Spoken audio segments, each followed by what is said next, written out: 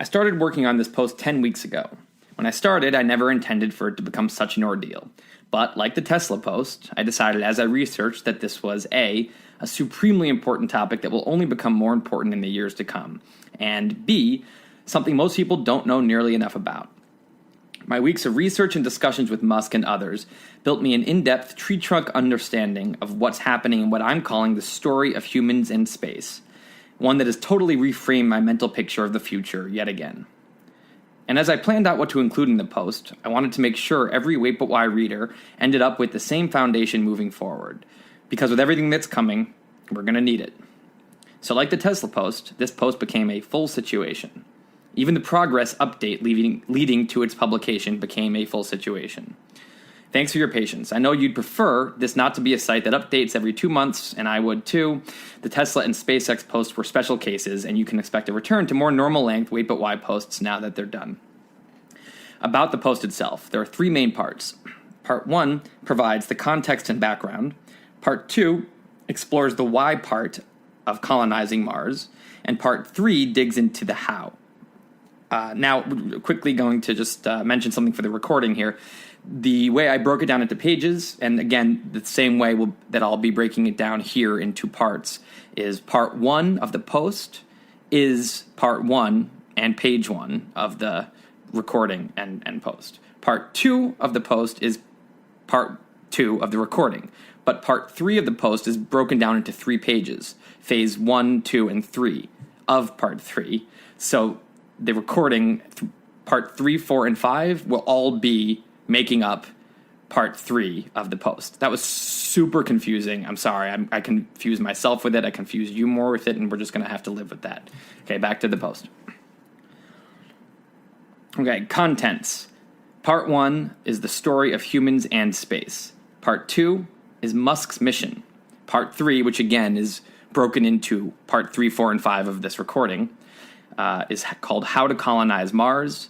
And the 3 parts of part 3 are phase 1, figure out how to put things into space. Phase 2, revolutionize the cost of space travel. Phase 3, colonize Mars. And then there's a little epilogue at the end called A SpaceX Future. That's also going to be in the end of the last part of this recording. Intro. 2365 AD, Ganymede. One more day until departure. It was so surreal to picture actually being there that she didn't really believe it would happen. All those things she had always heard about, buildings that were constructed hundreds of years before the first human set foot on Ganymede, animals the size of a house, oceans the size of her whole world, tropical beaches, the famous blue sky, the giant sun that's so close it can burn your skin, and the weirdest part, no Jupiter hovering overhead. Having seen it all in so many movies, she felt like she was going to visit a legendary movie set. It was too much to think about all at once. For now, she just had to focus on making sure she had everything she needed and saying goodbye to everyone. It would be a long time before she would see them again. Part 1. The story of humans and space. About 6 million years ago, a very important female great ape had 2 children. One of her children would go on to become the common ancestor of all chimpanzees. The other would give birth to a line that would one day include the entire human race. While the descendants of her first child would end up being pretty normal and monkey-ish, as time passed, strange things began to happen with the lineage of the other. We're not quite sure why, but over the next 6 million years, our ancestral line started to do something no creatures on Earth had ever done before. They woke up. It happened slowly and gradually through the thousands of generations, the same way your brain slowly comes to in the first few seconds after you rouse from sleep. But as the clarity increased, our ancestors started to look around and, for the very first time, wonder. Emerging from a 3.6 billion year dream, life on Earth had its first questions. What is this big room we're in, and who put us here? What is that bright yellow circle on the ceiling, and where does it go every night? Where does the ocean end, and what happens when you get there? Where are all the dead people now that they're not here anymore? We had discovered our species' great mystery novel, Where Are We? And we wanted to learn how to read it. As the light of human consciousness grew brighter and brighter, we began to arrive at answers that seemed to make sense. Maybe we were on top of a floating disk, and maybe that disk was on top of a huge turtle. Maybe the pinpricks of light above us at night are a glimpse of what lies beyond this big room, and maybe that's where we go when we die. Maybe if we can find the place where the ceiling meets the floor, we can poke our heads through and see all the super fun stuff on the other side. Around 10,000 years ago, isolated tribes of humans began to merge together and to form the first cities. In larger communities, people were able to talk to each other about this great mystery novel we had found, comparing notes across tribes and through the generations.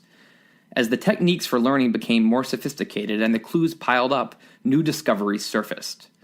The world was apparently a ball, not a disk, which meant that the ceiling was actually a larger sphere surrounding us. The sizes of the other objects floating out there in the sphere with us and the distances between them were vaster than we ever imagined. And then something upsetting. The sun wasn't revolving around us. We were revolving around the sun. This was a super unwarm, unfuzzy discovery. Why the hell weren't we in the center of things? What did that mean? Where are we? The sphere was already unpleasantly big. If we weren't in the center of it, were we just on a random ball somewhere inside of it, kind of for no apparent reason? Could this really be what was happening? Scary. Then things got worse. It seemed that the pinpricks of light on the edge of the sphere weren't what we thought they were. They were other suns like ours. And they were out there floating just like our sun, which means we weren't inside of a sphere at all. Not only was our planet not the center of things, even our sun was just a random dude out there in the middle of nowhere, surrounded by nothingness. Scary. Our sun turned out to be a little piece of something much bigger, a beautiful, vast cloud of billions of suns. The everything of everything. At least we had that, until we realized that it wasn't everything. It was itself a tiny and lonely island in the middle of endless blackness, one of many like it. Darkness.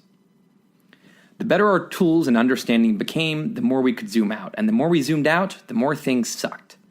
We were deciphering the pages of Where Are We, at our own peril, and we had deciphered our way right into the knowledge that we're unbelievably alone, living on a lonely island inside a lonely island inside a lonely island, buried in layers of isolation with no one to talk to.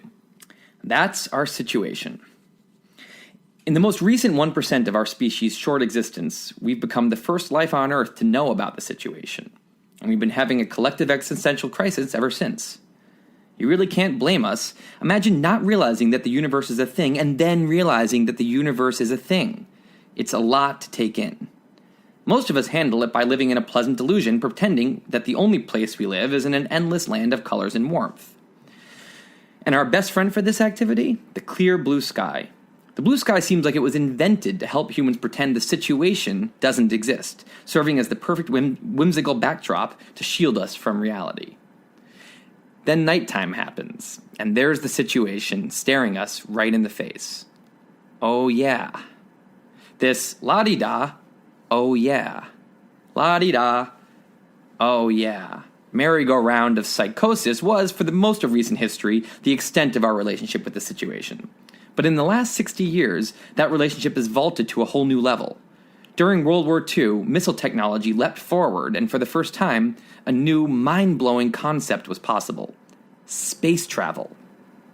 For thousands of years, the story of humans and space had been the story of staring out and wondering. The possibility of people leaving our Earth and venturing out into space burst open the human spirit of adventure. I imagine a similar feeling in the people of the 15th century during the Age of Discovery, when we were working our way through the world map chapter of Where Are We? And the notion of cross-ocean voyages dazzled people's imaginations.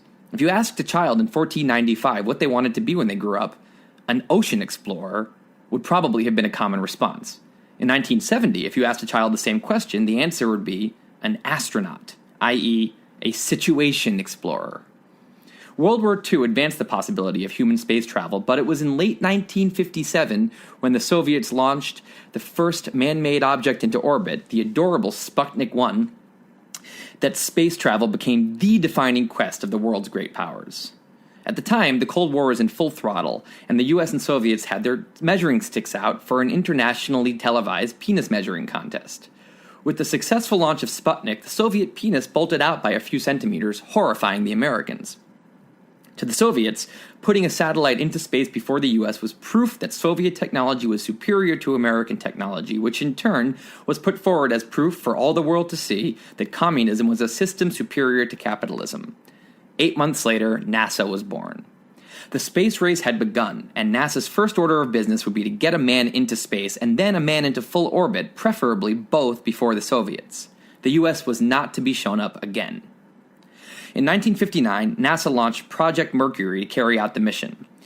They were on the verge of success when in April of 1961, the Soviets launched Yuri Gagarin into full orbit around the Earth, making the first human in space and in orbit a Soviet. It was time for drastic measures. John F. Kennedy's advisors told him that the Soviets had too big a lead for the U.S. to beat them at any near-term achievements, but that the prospect of a manned moon landing was far enough in the future that the U.S. had a fighting chance to get there first. So Kennedy gave his famous, "We choose to go to the moon, not because it is easy, but because it is hard" speech, and directed an outrageous amount of funding at the mission, $20 billion or $205 billion in today's dollars. The result was Project Apollo. Apollo's mission was to land an American on the moon and to do it first. The Soviets answered with Soyuz, their own moon program, and the race was on. As the early phases of Apollo started coming together, Project Mercury finally hit its stride. Just a month after Yuri Gagarin became the first man in space, American astronaut Alan Shepard became the second man in space, completing a little arc that didn't put him in full orbit, but allowed him to give space a high five at the top of the arc. A few months later, in February of 1962, John Glenn became the first American to orbit the Earth. The next 7 years saw 22 U.S. and Soviet manned launches as the superpowers honed their skills and technology. By late 1968, the furiously sprinting U.S. had more total launches under their belt with 17 than the Soviets with 10, and together the two nations had mastered what we call low Earth orbit. Picture description. Okay, so I'm going to describe this image from the post because it's actually really important to the rest of the post. It's a diagram of low Earth orbit that if you want to check out, it's about a third of the way down page 1. And it's low Earth orbit is just a region of space that starts 99 miles or 160 kilometers above the Earth's surface, which is not very far away. And that goes all the way up to 1,200 miles or 2,000 kilometers above. That's where low Earth orbit ends. But most of the time when we talk about low Earth orbit, and I'm going to use the abbreviation LEO for it, so that's what I mean when I say LEO. Most of the time when we talk about LEO, the things that are there, like the Hubble telescope and the ISS and John Glenn's orbit, etc., most of them are in the very bottom part, between kind of 100 and 400 miles above the Earth's surface. So that's LEO. End of picture description. But LEO hadn't really excited anyone since the early 60s. Both powers had their sights firmly set on the moon. The Apollo program was making quick leaps, and in December of 1968, the U.S. became the first nation to soar outside of LEO. Apollo 8 made it all the way to the moon's orbit and circled around 10 times before returning home safely. The crew, which included James Lovell, who a few months later played the role of Tom Hanks on the Apollo 13 mission, shattered the human altitude record and became the first people to see the moon up close, the first to see the dark side of the moon, and the first to see the Earth as a whole planet. Upon return, the crew became America's most celebrated heroes, which I hope they enjoyed for 8 months, because 3 Apollo missions later, in July of 1969, Apollo 11 made Americans Neil Armstrong and Buzz Aldrin the first humans on the moon. It's hard to fully emphasize what a big deal this was.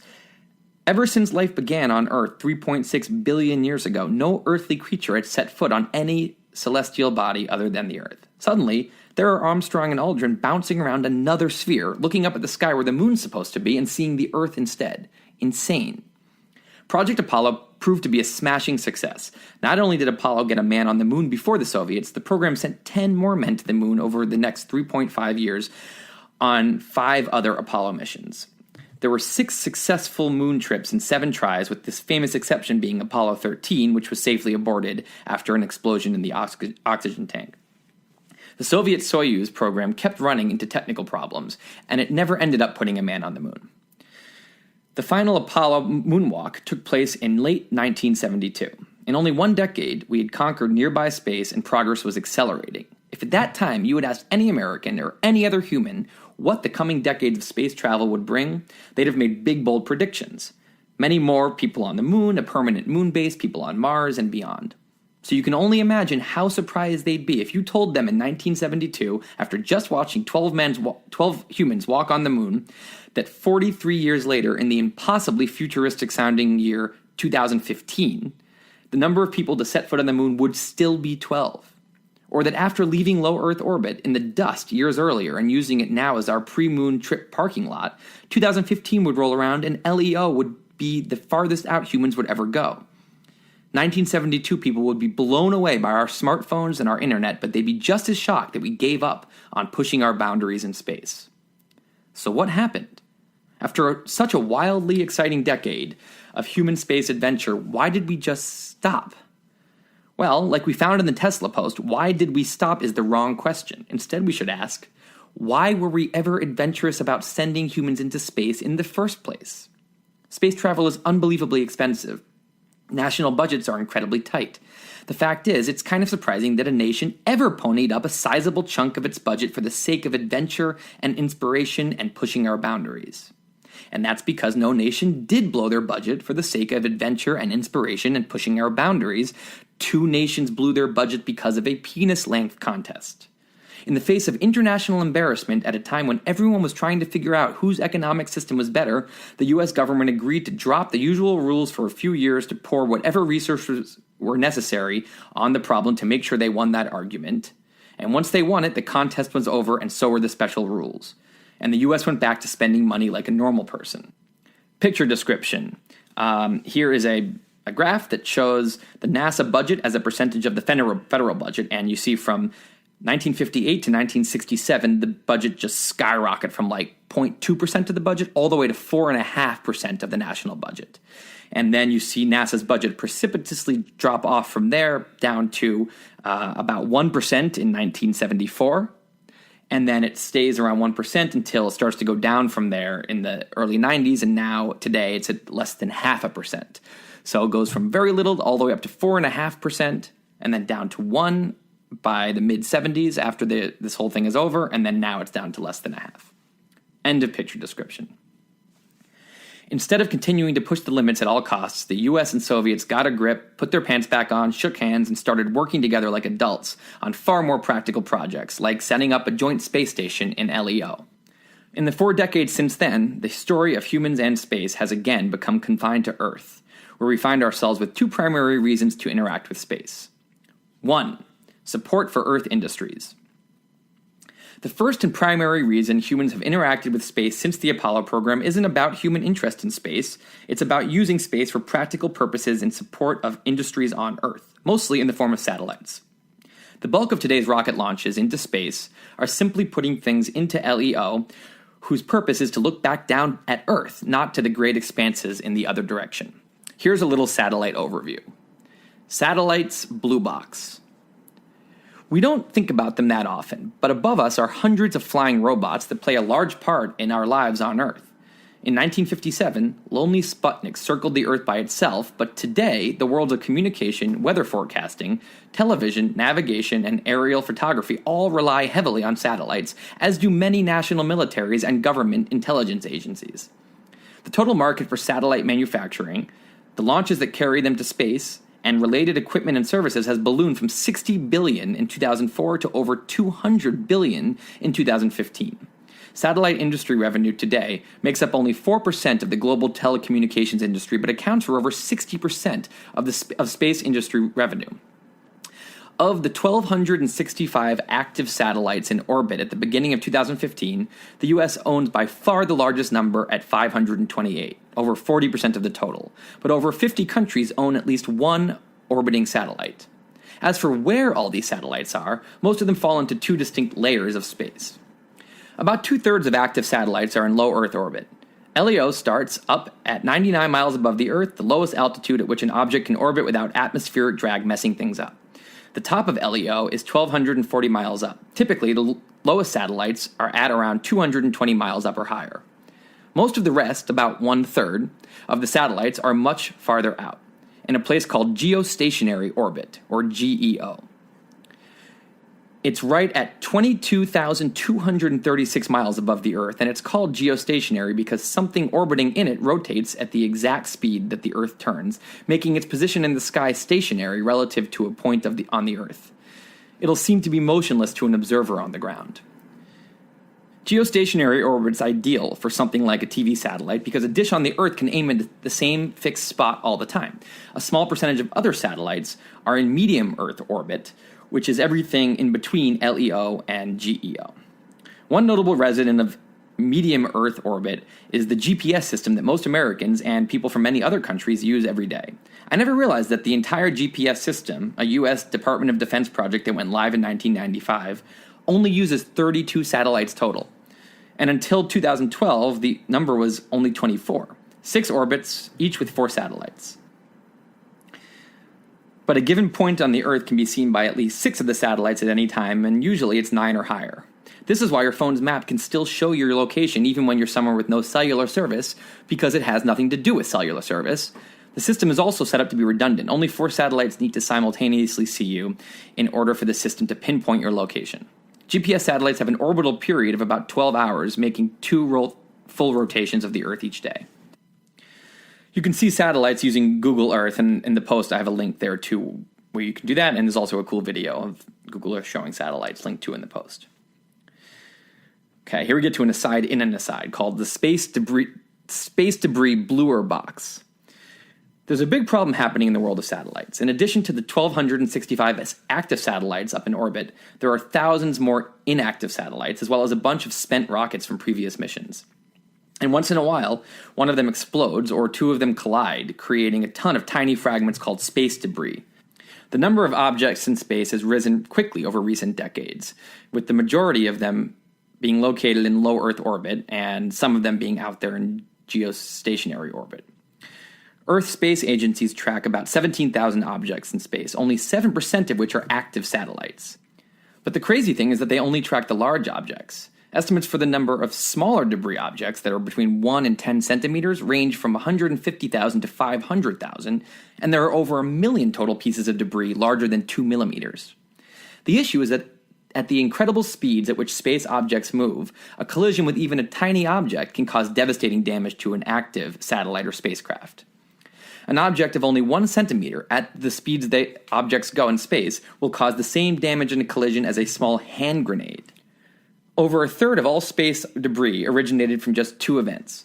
China's 2007 anti-satellite test, when China shat on the world's face by intentionally blowing up one of its own satellites, creating 3,000 new pieces of debris large enough to be trackable, and a 2009 collision between 2 satellites that exploded into 2,000 debris chunks. Each collision increases the amount of debris, which in turn increases the likelihood of more collisions, and there's danger of a domino effect situation, which scientists call the Kessler syndrome. A bunch of parties are proposing ways to mitigate the amount of debris in LEO. Everything from harpooning the debris to laser blasting it to intercepting it with a cloud of gas. And that's the end of the satellite aside. Back to the normal post. There are a few other space activities in the support for Earth industries category of human-space interaction, like space mining, space burial, and space tourism. But at least for now, satellites account for almost the entire category. Now, I don't like when I'm listening to something and, when you read it, it's really clear which section you're on, and it's kind of nice to be oriented like that. But when you listen, sometimes you start to lose where you are. So just going to let you know that that's the end of it. Right now, we're in the part of the post that's explaining today's space industry and the 2 reasons that humans interact with space today and in the last few decades. And the whole first reason is support for Earth industries, which is mostly satellites, which is everything I just said. So that's the end of that. Now we're on to the second reason, and that's called looking and learning. The second reason humans have interacted with space in the last 4 decades proves that while we may have stopped sending people into the situation, we never lost our hunger to learn about what's out there. As society moved on from space and turned its attention elsewhere, astronomers have kept busy at work deciphering their way through page after page of the old mystery novel, Where Are We? Astronomers learn best with their eyes, and a side effect of the space race was the development of far better technology for seeing what's out there. There are 2 high-tech ways modern astronomers see things. Looking and learning tool number 1, sending probes around the solar system. Basically, scientists fire a fancy robot towards some distant planet, moon, or asteroid, and the robot spends months or years flying through space, bored, until it finally arrives. Then, depending on the plan, it either just flies by the object, taking some pictures on the way, orbits the object to get more detailed information, or lands on the object for a full inspection. Everything it learns, it sends back to us, and one day, when its job is done, we either kill the probe by crashing it into the object, or let it just fly out into deep space to be depressed. I often use myself as a litmus test for what the public probably knows about or doesn't know about. As I've mentioned before on this blog, I've been seriously dating astronomy ever since I was 3 years old. So if I don't know something going on in the world of space, I assume that most people don't. And when it comes to space probes, I've felt pretty disoriented. Are there 200 of them flying around out there? 50? 9? Why are they out there? Who sent them and what are they doing? All I'd know is that sometimes there would be a random story about some probe sending back stunning pictures.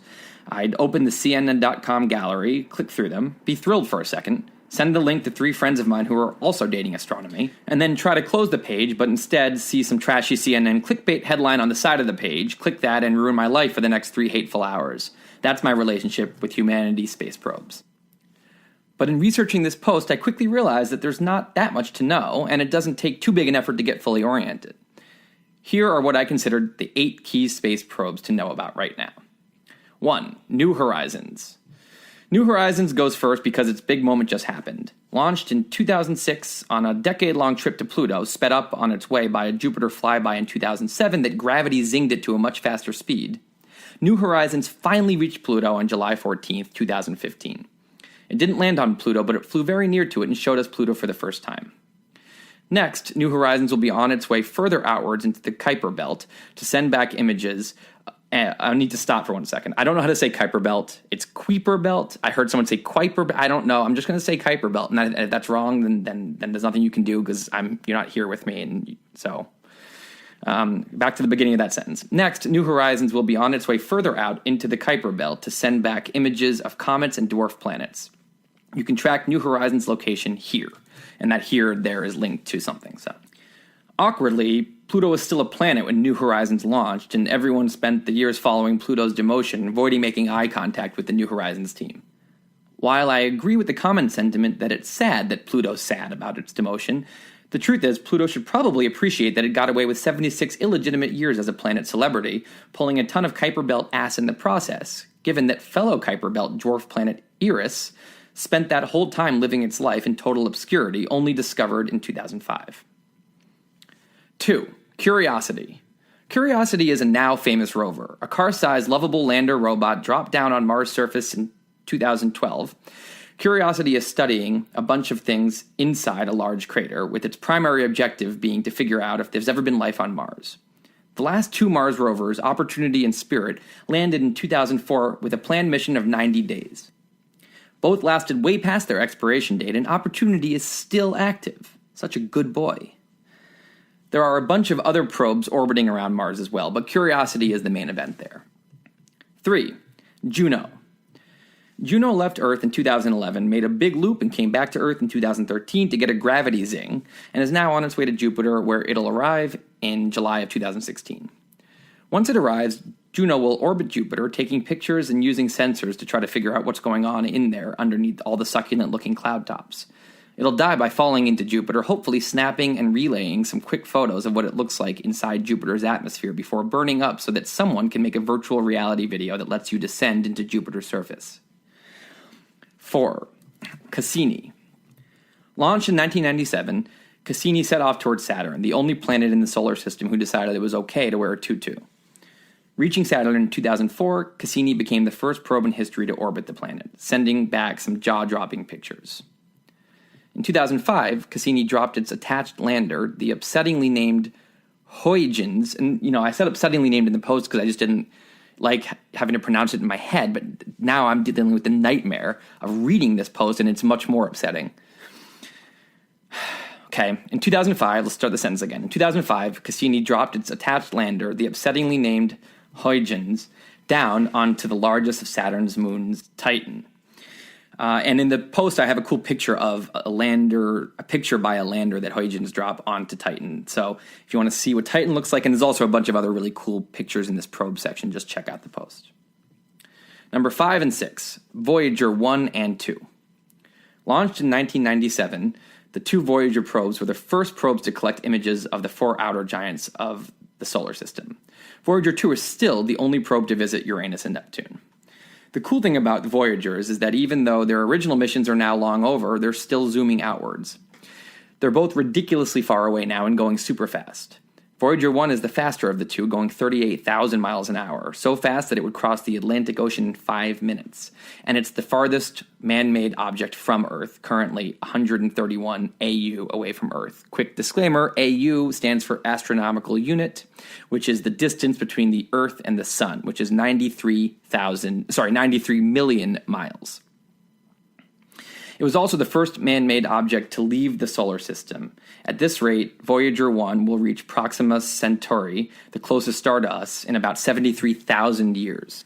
Another cool thing about the Voyagers is that before they launched, a NASA committee led by Carl Sagan loaded them each up with a time capsule full of symbols, sounds, and images of Earth, and symbol instructions about how to play and view the media. So the probes can one day tell aliens what our deal is. Probably a waste of everyone's time, but who knows. 7. Rosetta. Launched in 2004, Rosetta got a lot of attention last year when it reached Comet 67P in August 2014 and successfully dropped its little lander, Philae, onto the comet a couple months later. Comet 67P turned out to just be kind of a big rock, but the images taken of Rosetta were cool. 8. Dawn. Dawn can't believe it made the cut on this list. The reason I included it is that I'm not sure people realize that there are huge, almost planet-sized objects in the asteroid belt. The asteroid belt, a huge ring of millions of asteroids, including over 750,000 that are at least 1 kilometer in diameter, lies between the orbits of Mars and Jupiter. This is not to be confused with the much larger Kuiper belt that surrounds the outer solar system. Among the many asteroids in the asteroid belt is Ceres, a dwarf planet 27% of the diameter of the Moon, that makes up 1/3 of the asteroid belt's total mass, and Vesta, the second largest object in the belt after Ceres, and the brightest belt object in our night sky. I didn't really know Ceres and Vesta were things. Anyway, Dawn, which launched in 2007, spent 9 months orbiting Vesta in 2011 before heading off to Ceres, where it arrived in March 2015, making it the first probe to orbit 2 different bodies. There's another handful of probes out there as well, like Messenger, which orbited Mercury for 7 years until it intentionally crashed into it in April 2015. Akatsuki, a Japanese probe that was supposed to start orbiting Venus in 2010 but botched it and will try again this year. A bunch of probes uneventfully circling the Moon, including China's Chang'e 3, which dropped the first lander on the Moon since 1976, and a group of others taking measurements from the Sun. Looking and learning tool number 2. Telescopes. Telescopes have been around since the early 17th century, and as they got more and more powerful over the next 400 years, they became humanity's primary tool for turning the pages of Where Are We? But there came a point when ground telescopes ran into a limit on what they'd be able to see, no matter how advanced they became. You know when you look at light through a glass of water and the light's all bendy and silly? That's what's happening when stars twinkle, except instead of water, we're looking at them through the Earth's atmosphere. The atmosphere doesn't distort light as much as water does, but stars and galaxies are tiny pinpricks of light in our sky, so any level of blur is a big problem. It's like being underwater in a swimming pool and looking upwards, trying to examine a bunch of birds flying in the sky above. In the 1960s, humans gained the ability to put telescopes into space, where they'd show us the first crystal-clear view of the stars in history. In 1990, NASA launched the first truly badass space telescope, the Hubble. The 13-ton, school bus-length Hubble telescope's 7.9-foot lens is accurate enough to shine a laser beam on a dime 200 miles away and powerful enough to see a pair of fireflies in Tokyo from your home in Boston, if the Earth were flat. And in its position in orbit 340 miles above Earth, where there is no atmosphere or light pollution in the way, the Hubble is on what NASA calls the ultimate mountaintop. All of this gives the Hubble an unprecedented view of the universe, allowing it to spend the last 25 years sending us the most astounding photographs of things I can't really believe are real. What Hubble and other space telescopes have shown us has revealed worlds of new information about where we are and how we got here, expanding our knowledge about everything from dark energy to the origin and age and size of the universe to the number of planets out there like ours that might have life on them.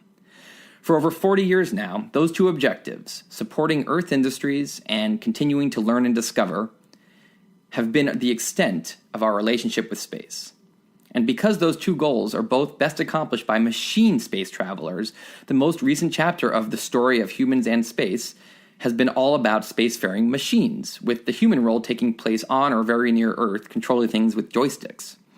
The only reason any humans have gone to space since Apollo 17 returned to Earth in 1972 is that sometimes the machines aren't yet advanced enough to do a certain task, so we need to send a human up to do it instead. Of the roughly 550 people who have ever been to space, over 400 of them have gone there in the post-space race era. But since Apollo, the reasons have been practical. Scientists and technicians going to space to do a job. That's why each and every manned mission of the past 4 decades has kept within the thin blanket of space surrounding the Earth, low Earth orbit. Next section. The International Space Station. Today, the purpose of almost every manned space mission is to take astronauts to and from the International Space Station, which I will, from here forward, abbreviate as the ISS. The ISS is an international collaboration among 16 countries, started in 1998 and constructed over the span of a decade. The space station orbits the Earth in the lowest strip of LEO at an altitude of between 205 and 255 miles, about the distance across Iceland, close enough to the ground that you can easily see it at night with your naked eye. And it's bigger than most people realize, weighing as much as 320 cars, spanning the full length of an American football field. Okay, here's another aside. What the hell does anyone do in the ISS blue box? As I began working on this post, I realized I didn't really know what the ISS was for or what anyone did while they were there. Every time I see a video of what goes on inside the space station, it's just some adult floating around having playtime. Conveniently, there's such a thing as an ISS conference, and it happened to take place last month in Boston, so I went. The conference was run by the Center for the Advancement of Science in Space, or CASIS, which manages the U.S. portion of the ISS. Here's what I learned at the conference. The ISS is a science laboratory. It's kind of like other labs, except with the party trick that it's soaring through space, so it's the one lab where you can test things in zero gravity. And it's not actually zero gravity, it's microgravity, something I'll explain later in the post. What most ISS experiments have in common is that they're there for the gravity situation, but beyond that, they span a wide range of purposes. Everything from learning about osteoporosis as astronauts' bones atrophy because they don't have to fight against gravity, to testing how equipment holds up in space, to analyzing how fluids behave and interact without the influence of other forces, to using the change in gravity to trick bacteria into revealing what genes make them immune to certain medicines. Astronauts in the ISS have a tight and controlled schedule during the week. At all times, they're either sleeping 8.5 hours, eating 1.5 hours for breakfast and dinner, 1 hour for lunch, exercising, mandatory 2.5 hours a day, or working on experiments 9 hours a day. Weekends are off, which could not possibly sound more fun. You get to spend the whole time floating around and looking out the window. I'm not the only one who badly wants to go play on the ISS. Apparently, there's a furious competitive process to be selected by NASA to go. Thousands apply, 100 are picked for the final round interview and physical examination, and only 1 or 2 end up getting the nod. On rare occasion, a private company or individual can buy a spot on the space station for a few days, but it costs around $60 million. If you want to get a better feel for what it's like to live on the ISS, you can just Google ISS tour, and there are a bunch of good videos on YouTube. So far, 216 people have gotten to play on the ISS from 15 countries. Next section. How stuff gets to space. Okay, so we've gone over what's in space, but how does it all get to space? Have you ever asked yourself how something like the GPS satellite gets up there in the first place? The answer is that there are 9 countries that have the ability to launch something into orbit. Russia, the US, France, Japan, China, India, Israel, Iran, and North Korea, along with one non-national entity, the European Space Agency, or ESA. If a satellite goes up into space, it's because someone paid one of those 10 entities to bring it up there atop a massive, expensive rocket, or because a country is putting one up there for its own uses. As for launching humans into space, only 3 countries in history have done it: Russia, the US, and China, who is a fast-growing newcomer to the space industry. Since the 60s, Russia has used its Soyuz rockets to launch people into space, and the US, after wrapping up the Apollo program in 1972, regained the ability to put people into orbit in 1981 with the Space Shuttle program. Over the next 30 years, the US launched 135 space shuttles into LEO with 133 successes. The 2 exceptions are fairly traumatizing parts of American history: Challenger in 1986 and Columbia in 2003. The Space Shuttle program retired in 2011. Today, only 2 countries can launch a human into orbit: Russia and China. With no capability themselves, the US, the country that once triumphantly put a man on the moon while the world watched, now has to launch their astronauts on Russian rockets at Russia's whim. So what are we to make of the story of humans and space? It's a bit of an odd tale. In 1970, the story looked like this, and I have a graph of space excitement going on the y-axis versus time on the x-axis, and the graph shows the line going on a steep upward trajectory from 1950 up to 1970. So the assumption about where the story was headed was this, and I show how that we expect that graph to continue going straight upward. But now it's 2015, and it turns out that this is what was happening. So now here, I show that the graph goes steeply upward to 1970 in excitement, but then it just drops way down and kind of goes up steadily from there till 2015. So it's almost like a steady graph from 1950 going slowly upwards to now, except there's this blip that goes shooting way up in the 60s and then way right back down to kind of continue the normal, very light trajectory. When I look at what's going on with humans in space today, I should think it's incredible. Just 58 years after the Soviets put the first man-made object into orbit, we now have a swarm of high-tech equipment soaring above our planet, giving humans magical capabilities in vision and communication. There's a team of flying robot messengers spread out through the solar system reporting back to us with their findings. There's a huge flying telescope high above the Earth, showing us exactly what the observable universe looks like. There's a football field-sized science lab 250 miles above our heads with people in it. Everything I just said is amazing. And if only the story of humans in space looked like this, and when I say this, I have a graph of 1950 up to today, but it's just a slow, steady graph going upwards without that blip of super growth of excitement in the 60s and that drop back down to the normal level in 1970. So it's just a straight, smooth graph up to now. So again, if only the story of humans in space looked like this, I would be marveling at the things we're currently doing out in the situation. But unfortunately, the 60s happened, so instead, it's like this. Picture description. So now I have a cartoon. The cartoon has a magician, and he's performing for some people, and he says, "For my first trick, I'm going to reach into this hat and pull out a blue whale." And he pulls out a huge, full-sized, living blue whale. And of course, the people are astounded by that trick. And then he says, "Now, for my next trick, I'm going to reach in here and pull out a bunny who's wearing a tie." And he pulls out a little bunny who's wearing a tie. And the people suddenly kind of lose their excited expressions, and they're kind of like, "Oh, okay, it's just a bunny." Then in the next frame, he says, he's holding 2 rings, and he says, "There's no possible way these rings could ever not be linked together, right? Or couldn't they?" And some people have left now, and they're kind of looking really bored. And in the final frame, he says, "Pick a card, any card." And he's holding some cards out, but there's no one in the audience. Everyone's left. End of picture description. A good magic show follows a simple rule. Make the act better as it goes along. If you can't continue to stay a step ahead of the increasingly jaded crowd, they'll quickly tune you out. In some areas, the humans and space magic show has continued steadily upward. In our quest for knowledge and understanding, for example, we continue to outdo ourselves, learning significantly more about the universe every decade. The human spirit of discovery is alive and well, having thrived in space in the years since Apollo. But as fascinated as we are by discovery, as much as we yearn to know all the secrets hidden in the pages of Where Are We?, when it comes to filling us with true excitement and inspiration and getting our adrenaline pumping, discovery doesn't hold a candle to adventure. Probes and telescopes may fill us with wonder and light up our curiosity, but nothing gets us in our animal core like watching our species go where no man has gone before. And in that arena, the last 4 decades have left us feeling empty. After watching people land on the moon, following manned missions to and from the ISS is, as Ross Anderson said, about as thrilling as watching Columbus sail to Ibiza. And that's why, in today's world, the story of humans in space has drifted off the front page of our consciousness.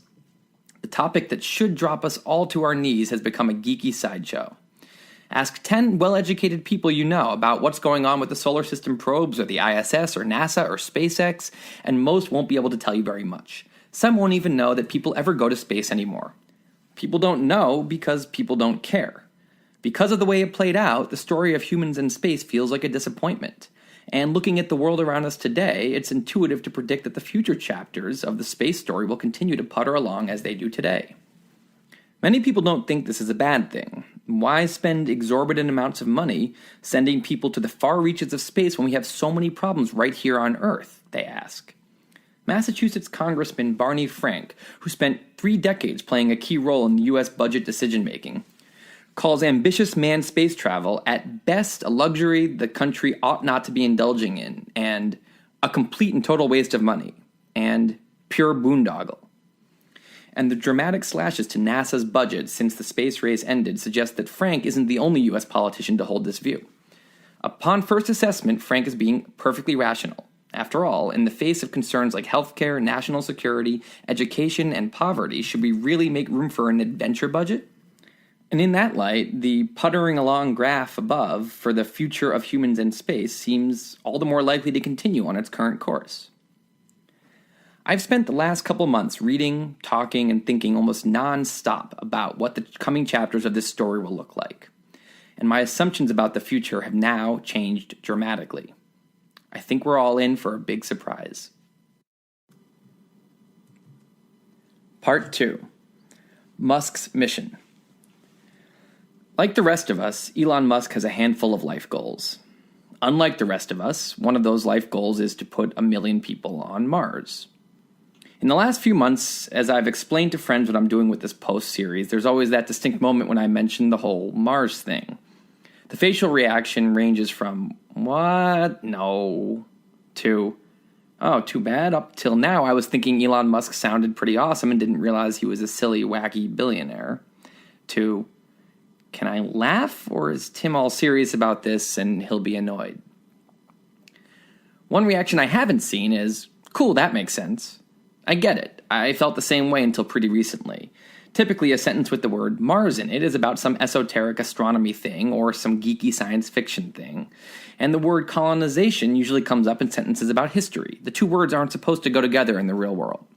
To explain why Musk wants to put 1 million people on Mars, I'm going to introduce you to 2 aliens living on an Earth-like planet on the other side of the Milky Way, Zirpal and Quigny. Zirpal and Quigny's planet, Uvuvuwu, formed 1.2 billion years later than the Earth, but because it only took 300 million years on Uvuvuwu for simple-celled organisms to evolve into complex single-cell organisms, compared to 1.6 billion years on Earth, life on Uvuvuwu beat us to the punch and reached human-level intelligence 11 million years ago. Today, the creatures on Uvuvuwu are far more advanced than anything we could dream of on Earth. Zirpal and Quigny have been friends since meeting in grad school 2.4 million years ago, and one of their favorite activities is observing emerging intelligent life forms throughout the Milky Way and betting on whether they'll go extinct or make it through. They, of course, have ways to see planets in real time because of technological advances we wouldn't begin to understand. Recently, Zirpal and Quigny have been glued to what's happening over on planet 143 Snuggy, which is their name for Earth. Their interest in 143 Snuggy began about 350,000 years ago when Zirpal got an alert on his Intelligence Watch app. The alert said, life on 143 Snuggy has reached fetal intelligence. He was at lunch with Quigny at the time, and when he mentioned the alert, Quigny said, I'll give you 2-to-1 odds they go extinct. Zirpal shook on it. Why not? It was always fun to have a group of species to keep track of and root for. But recently, starting about 100 years ago, the 2 aliens have been paying much closer attention to the life forms on 143 Snuggy, and today they're positively riveted by what's happening on the planet. To figure out why, let's think about their bet and what might lead to victory for one of them. Quigney wants the human race to go extinct. Badly. Zerpa wants them to make it through, whatever that means. We'll come back to that. One thing they're probably paying attention to is the pattern of extinction events throughout the history of life on 143 Snoogie. Let's take a look. New section. The scary thing about the universe. Species extinctions are kind of like human deaths. They're happening constantly at a mild and steady rate. But a mass extinction event is, for a species, like a war or sweeping epidemic is for humans. An unusual event that kills off a large chunk of the population in one blow. Humans have never experienced a mass extinction event, and if one happened, there's a reasonable chance it would end the human race. Either because the event itself would kill us, like a collision with a large enough asteroid, or the effects of an event would, like something that decimates the food supply or dramatically changes the temperature or atmospheric composition. The extinction graph below shows animal extinction over time. I've labeled the 5 major extinction events and the percentage of total species lost during each one. Not included on this graph is what many believe is becoming a new mass extinction happening right now, caused by the impact of humans. Picture description. So here's a graph that I put into the post called The History of Animal Species Extinction. And it shows time going from 542 million years ago to now, which is about the amount of time animals have been around on Earth. And in that time, there's been 5 major extinction events, and they're all fairly evenly spaced. The first one happened 450 million years ago, then about 370 million years ago, then around 250, then around 200, and the last one, which was the dinosaur asteroid, the famous dinosaur asteroid extinction event, happened around 68 million years ago. In the first one, 60 to 70% of all species were lost. The second one, 70% of species. The third one was the worst, with 90 to 96% of all species lost. The fourth one, 70 to 75% of all species lost. And in the dinosaur asteroid one, 75% of all species were lost. End of picture description. Naturally occurring extinction events can be caused by a lot of things. The universe is a violent, hostile place, and we're a group of fragile organisms living in a delicate balance of precise conditions. We're around, for now, because the universe is currently allowing us to be. Some things that might wipe us out. A nearby supernova. Supernovae. This is one of those words that when you write it, you don't have to worry about how it's pronounced, but now I'm in this situation, here I am, with a problem. Anyway, supernova with an E at the end, which is the plural. I'm going to call them supernovae, okay? So let's start this little point over here. A nearby supernova. Supernovae, the universe's largest explosions, happen when giant stars die. If one went off within 30 light years of us, which happens about once every 250 million years, it would probably do us in. 2. A gamma ray burst. Gamma ray bursts are the universe's brightest events. They occur when a massive star's core fuses into heavier and heavier elements until eventually it can't fuse anymore and the star collapses into a black hole, ejecting a two-way burst so ridiculous that it releases as much energy in a few seconds as the sun will over its 10 billion year lifetime. Gamma ray bursts are much rarer than supernovae, happening in each galaxy only a few times every million years, but unlike a supernova, which happen about twice in a century in a galaxy like ours, a gamma ray burst could badly ruin our day from much farther away, anywhere in the galaxy, if it happened to be pointed in our direction. It's hypothesized that the first of the 5 mass extinctions on the chart above may have been caused by a gamma ray burst. 3. A supersolar flare. Solar flares happen all the time, and the Earth's magnetic field typically shields us from them. This is what produced the northern lights. But we've observed in other sun-like stars the occasional super flare, millions of times more powerful than a normal solar flare. A solar flare from our sun would suck. And speaking of the Earth's magnetic field, 4. The reversal of the Earth's magnetic field. This can happen at any time, whenever the Earth's magnetic field is craving attention. On average, it happens about once every 500,000 years. The reversal itself isn't the problem, it's the transition that's dangerous. While the field is in the process of reversing, there's a stretch of time between 100 and 1,000 years long during which the magnetic field is reduced to about 5% of its normal strength. Since we rely on the magnetic field for protection, this can be devastating for life. Scientists have shown links between magnetic field reversals and mass extinction. 5. A rogue black hole. Once in a while, one of these creeps wanders into the solar system uninvited and wreaks havoc. Even without passing close to the Earth, if one passed even as close as 1 billion miles from us, it would fling the Earth into a more strongly elliptical orbit, turning our summer temperatures up to about 150 degrees Fahrenheit and our winter temperatures down to around negative 50 degrees Fahrenheit. Not okay. 6. Aliens being dicks. I'll let late physicist Gerard O'Neill sum it up. Advanced Western civilization has had a destructive effect on all primitive civilizations it has come into contact with, even in those cases where every attempt was made to protect and guard the primitive civilization. I don't see any reason why the same thing would not happen to us." End quote. 7. A global epidemic, which is basically outbreak without the convenient Hollywood ending. 8. An asteroid. Duh. Too much to say for a bullet, so here's a blue box. Asteroid impacts are unpleasant. Blue box. There are asteroids and comets roaming around all parts of the solar system, ranging from about the size of a pebble to the size of a dwarf planet, but most of them are in 3 places. 1. The asteroid belt between the orbits of Mars and Jupiter, which might have congealed into its own planet, but it never could because of the energy of Jupiter's nearby gravity. 2. The much larger Kuiper belt surrounding Neptune's orbit, and 3, the much larger Oort cloud, a huge sphere of objects surrounding the solar system. Quick size orientation.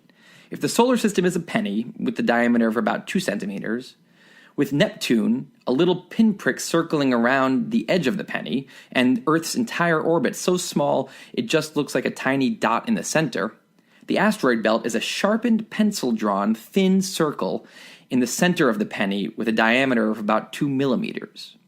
The Kuiper belt is a flat circle around the outside of the penny, like Saturn's rings kind of, drawn as thick as it would be if you painted it with your fingertip. The Oort cloud isn't a disk like the other two, it's a sphere, starting about 30 centimeters away from the penny in all directions, but continuing outward for 30 meters or 100 feet in all directions, making it a little bigger than Disney World's spaceship Earth. While we're here, the nearest star is 90 meters or 295 feet away from the penny, a little under 3 times the distance between the penny and the outside of the Oort cloud sphere. So if the solar system penny is in one end zone of an American football field, the nearest star is a pinprick in the other end zone, and Voyager 1, the fastest moving man-made object, which has been whizzing away from us for 38 straight years, has traveled only 4 centimeters away from the penny, making it the farthest away man-made object ever. I need to cut myself off and get back to the post, but it's hard because I'm enjoying the shit out of this paragraph. Anyway, asteroids. We can be hit by an asteroid or a comet. I'll just use asteroid to refer to both for the rest of this. That's been nudged out of its normal orbit by a collision or some gravitational perturbation. Damn it, another one of these words. Perturbation. Right. By a collision or some gravitational perturbation. That's just a weird word to say. I've read it many times. I've never considered having to say that in my life. Okay, we'll start this little section over. We can be hit by an asteroid or a comet that's been nudged out of its normal orbit by a collision or some gravitational perturbation, probably caused by Jupiter or a passing star. An asteroid doesn't need to be huge to ruin everything. In 1908, a tiny 60-meter asteroid exploded in the sky 3 to 6 miles over Siberia. Even from way up there, it flattened 80 million trees. If it had made it down to Earth, it would have exploded with the force of over 1,000 Hiroshima bombs. An asteroid with a diameter of only half a mile would kick up enough dust into the air to lower Earth's temperature by multiple degrees for multiple years, which would have all kinds of dramatic effects. In 1989, an asteroid about this size passed through the Earth's orbit exactly in the spot where the Earth had been only 6 hours earlier. And the effect of an even larger asteroid impact? Well, the famous asteroid that made the dinosaurs sad was about 6 miles or 10 kilometers in diameter. If we're hit by one of those, we'll be treated first to a searing wave of heat 10 times hotter than the surface of the sun in the area right underneath the impact site as the asteroid, racing down from the sky at 100 times the speed of a bullet, compresses the air beneath it.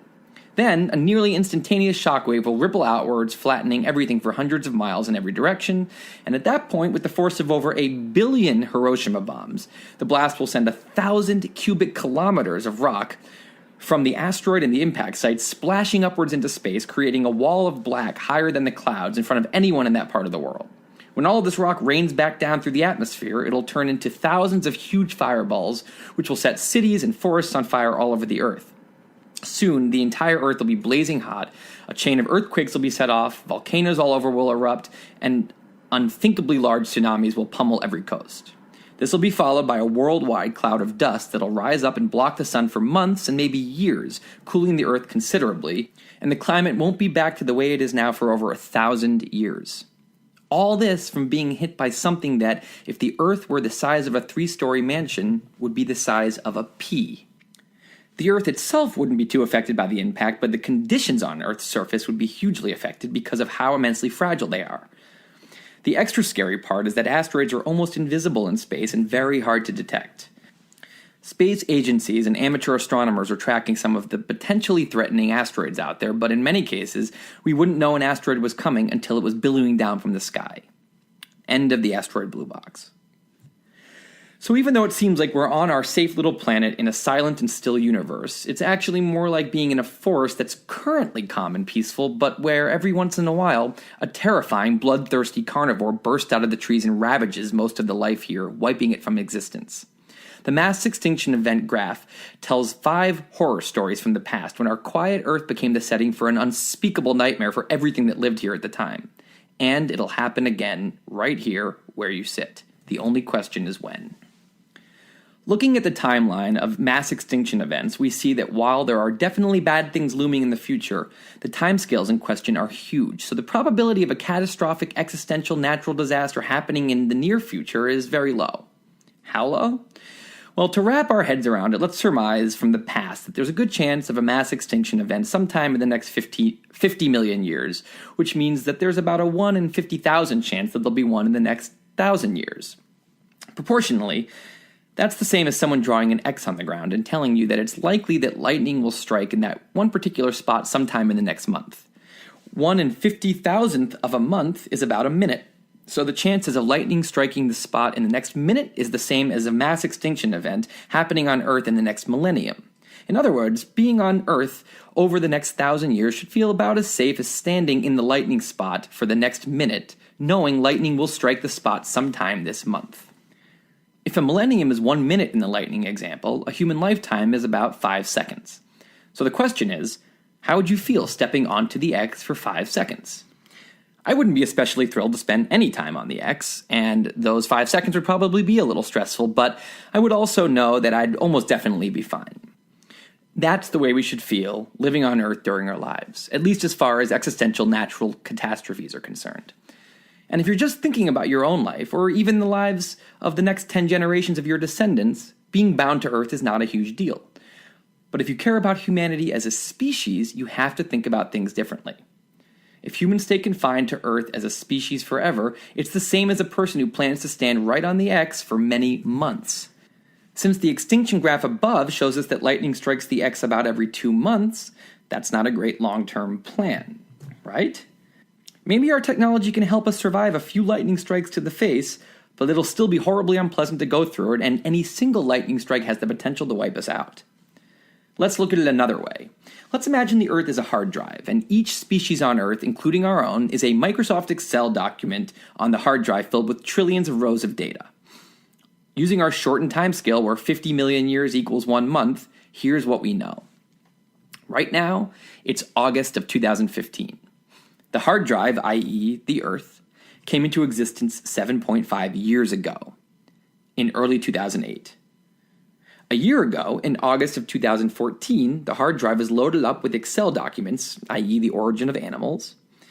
Since then, new Excel docs have been continually created and others have developed an error message and stopped opening, i.e. gone extinct. Since August of 2014, the hard drive has crashed 5 times, i.e. extinction events. In November 2014, in December 2014, in March 2015, in April 2015, and in July 2015. Each time the hard drive crashed, it rebooted a few hours later, but after rebooting, about 70% of the Excel docs were no longer there. Except the March 2015 crash, which erased 95% of the documents. Now it's mid-August 2015, coming off of a year where the hard drive crashed 5 times, and the Homo sapiens Excel doc was created about 2 hours ago. Now, if you owned a hard drive with an extraordinarily important Excel doc on it, and you knew that the hard drive pretty reliably tended to crash about every month or two, with the last crash happening 5 weeks ago, what's the very obvious thing you'd do? You'd copy the document onto a second hard drive. That's why Elon Musk wants to put 1 million people on Mars. Why 1 million people? Because that's Musk's rough estimate for the minimum number of people it would take to create a completely self-sustaining population. In this case, self-sustaining has a simple definition. It means that if the Earth vanished from existence, the Mars population would still be able to survive and thrive and grow. They wouldn't be dependent upon Earth for anything. Mining needs to be done. The Mars population needs people who know how to construct a mine and miners to do the work. Need to build a new hospital? A rocket launch to fix a broken internet satellite? Expanded agriculture to deal with the food shortage? Emergency measures because a war has broken out? The Mars population alone needs to have all of that covered.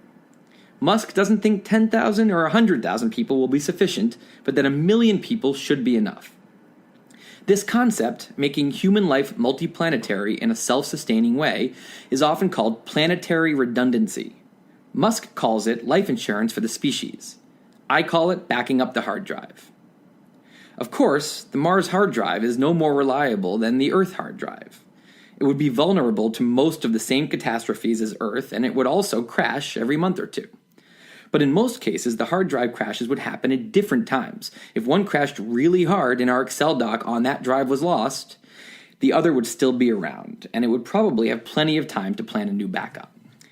So now you've put your precious Excel doc on 2 hard drives. You'd feel much better. But if the doc were important enough to you, you wouldn't be satisfied by having it on just 2 hard drives. You'd want to copy it onto a bunch more hard drives. But what other options do we have? Good time for a blue box. Which planets sound good to live on? Blue box. Let's go through them. Mercury. Mercury had the bad luck of being the closest planet to the sun, which is like being seated at a table next to a 450-pound, aggressively horny man. And if you were on Mercury, your day would be spent in 800 degree Fahrenheit, 400 degrees Celsius weather. So hot that you could put a chunk of lead on the ground and it would melt into a puddle. There was almost no atmosphere on Mercury, so while you were burning to death, you'd also be standing in a near vacuum, which would rip the air immediately out of your lungs and begin to vaporize the moisture in your skin. The lack of atmosphere would also mean you'd be badly poisoned by radiation from the sun, which, by the way, would look 2.5 times bigger in the sky than it does on Earth.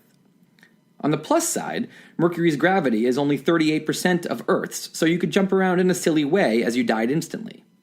At this point, you'd be highly anxious for nighttime to arrive, and you'd be unhappy to learn that a Mercury day-night cycle is 58 Earth days long. About a month later, when night finally arrived, you'd be in the best mood ever for a minute before you realize that now it's negative 280 degrees Fahrenheit or negative 170 Celsius, which is 152 degrees Fahrenheit colder than the coldest recorded temperature in Earth's history. This is because there's no atmosphere to trap any of the sun's heat or distribute it around the planet.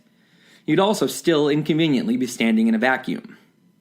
You'd have to spend a whole month deeply frozen to death before you could finally burn to death again upon sunrise. Your best bet on Mercury would be to be near the poles, which, while freezing and eternally dark, at least have ice on them so you could keep hydrated. In theory, a human base could be built near there, but the upside would be small. When I asked Musk about Mercury, he called it a hellhole, which abruptly ended the conversation. Venus. Venus, not to be outdone in dickishness, manages to make living on Mercury sound like sitting on the beach in Maui eating a grilled shrimp. It turns out that a vacuum is a lovely place to be compared to the exact opposite situation Venus has going on, an incredibly dense atmosphere. Here's how a visit to Venus would go. First, the air is 96% CO2 and poison to breathe. Second, who cares about the air's breathability when you'd be immediately flattened by the atmosphere, which would weigh down upon you with more than 90 times the Earth's surface air pressure?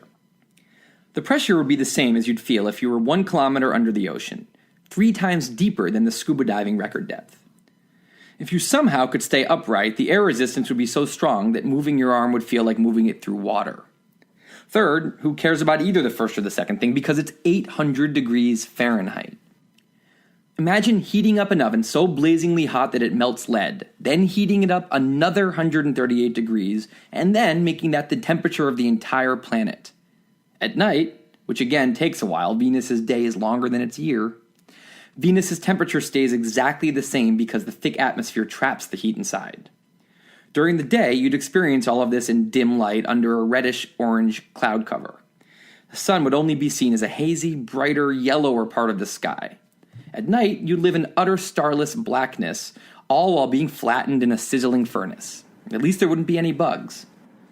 Given everything I just said, I'm super impressed with the badass lander of Soviet probe Venera 13 that descended all the way to the surface of Venus in 1982 and managed to stay alive for 127 minutes, long enough to snap 2 photos, the only images we have of Venus's surface. Wind is one problem you don't have on Venus's surface, where you'd only feel a light breeze, but as you ascended up through the atmosphere, that would quickly change. The upper atmosphere of Venus is a new kind of hell. Constant winds double the speed of our most powerful hurricanes, and droplets of sulfuric acid, the same acid used to unclog drains, everywhere, whizzing into your face. Typical Venus. Curiously, though, if you got all the way to the top of Venus's miserable atmosphere, you'd be rewarded with, shockingly, pleasant, livable conditions. Randomly, at the top of Venus's clouds is a layer where the temperature and pressure are similar to those on Earth, and because oxygen and nitrogen both rise in Venus's dense atmosphere, kind of like helium does on Earth, the air in that layer might actually be close to breathable. That's led some scientists to actually discuss human colonization of Venus's high atmosphere, building cities designed to float at about 50-kilometer altitude in the atmosphere of Venus. When I asked Musk about Venus, I was surprised to hear him actually suggest that the planet could be made livable with extreme difficulty. He says that way down the road, with advanced enough technology, there could be ways to clear out most of Venus's atmosphere and possibly make it a far future option for colonization. Mars. If Mars were a place on Earth, no one would ever want to go there. But in a discussion of inhabiting non-Earth planets, all of which are a total nightmare to live on, the prospect of moving to Mars sounds oddly okay. Mars is basically a colder Antarctica that looks like the Arizona desert with air you can't breathe and a sun that radiates you to death if you're exposed to it for very long. Every part of Mars is dramatically less livable than the least livable place on Earth. But the conditions are reasonable enough that with a man-made hab to live in, a little greenhouse garden, and a good enough spacesuit, you could actually exist on Mars without dying. There's even water on Mars, lots of it, tied up in ice on the poles, and if you're in the right part of the planet at the right time of year, you can enjoy glorious 70-degree Fahrenheit weather. Or you can at least know that it's nice out while you're looking out the window of the hab. A Mars day, called a sol, is about 24 and a half hours, which would work nicely for both humans and plants. And with 38% of the gravity of Earth, you could kind of function normally. There would be some fun low-gravity perks, like being able to dunk on a 15-foot hoop or living on the second story of an apartment building and leaving for work in the morning by jumping out the window. The coolest tourist attraction in the solar system is also on Mars, the solar system's tallest mountain, Olympus Mons, which would cover Arizona and make Everest look like a foothill. Not to mention Valles Marineris, Mars's canyon that makes the Grand Canyon look like a paper cut. We'll get into this more later, but in theory, with enough effort and technology, humans could terraform Mars, and sometime down the road have a somewhat pleasant planet to live on with trees and oceans and no need to wear a spacesuit outside. Okay, another aside now. Relative planet distances, bluer box. We're about to head much farther away from the sun, so let's put these distances into context. To do that, you can divide the solar system into about 3 equal thirds, each about 1 billion miles, or 10 AU long. Again, AU is the distance between the sun and the Earth. The first third would go from the sun to Saturn. The second third, about the same distance, would go from Saturn to Uranus. The third third would go from Uranus to Neptune. And actually, when Pluto was a planet, that would be another 10 AU, so it would kind of divide it into 4 equal segments. So if the solar system is 4 feet long, Saturn, Uranus, Neptune, and Pluto lie at the end of each of the 4 feet. Jupiter is 6 inches from the Sun, cutting the first third in half, and the other 4 planets are crunched into the first 2 inches of the first foot. That was a little confusing, and there's a diagram in the post that would make it a lot clearer if you feel like opening that up to look at it. Back to the rest of the blue box. Jupiter and Saturn and Uranus and Neptune. I hope you've enjoyed floors because none of the other planets have one. Here's how the 4 faraway planets ended up being so weird. 4.6 billion years ago, there was a huge cloud of gas existing in space when some perturbation triggered the process of it condensing on itself. The universe's matter knows full well what that means. It's suddenly Black Friday, and there's a frantic race to scoop up as much matter as possible. As every star and planet will tell you, the key is to get the lead early. If you start off with the most mass, you'll have an easier time collecting more and becoming even bigger, further increasing your advantage. Once there's a clear early leader, they're hard to catch. The eventual winner becomes a star. Everyone else will end up as gawking paparazzi planets revolving around the star for 10 billion years until finally the star becomes washed up and retires, and then a new game starts. In the case of our solar system, the sun pulled out the victory, scooping up about 99.8% of the gas cloud's total matter in the process. At that point, it becomes a bloody battle over the remaining scraps. Those who can gather enough will at least have the dignity of being a planet. Those who try and fail will end up suffering the shame of spending 10 billion years as a planet's paparazzi, a lowly moon. The hapless matter who manages to fail to become a star, planet, or moon will be doomed to become either an asteroid, the solar system's homeless man, or be absorbed into a larger body and lose their identity altogether. It's a tough world out there. During this rat race, an awkward thing can happen. Sometimes there is certain matter not experienced enough to know the golden rule of solar system formation. Know when you're beat. Mercury, Venus, Earth, and Mars clearly read the signs early, could see that the sun had too big a lead, hung up the acting career, and moved on. They switched gears and started working on becoming a planet.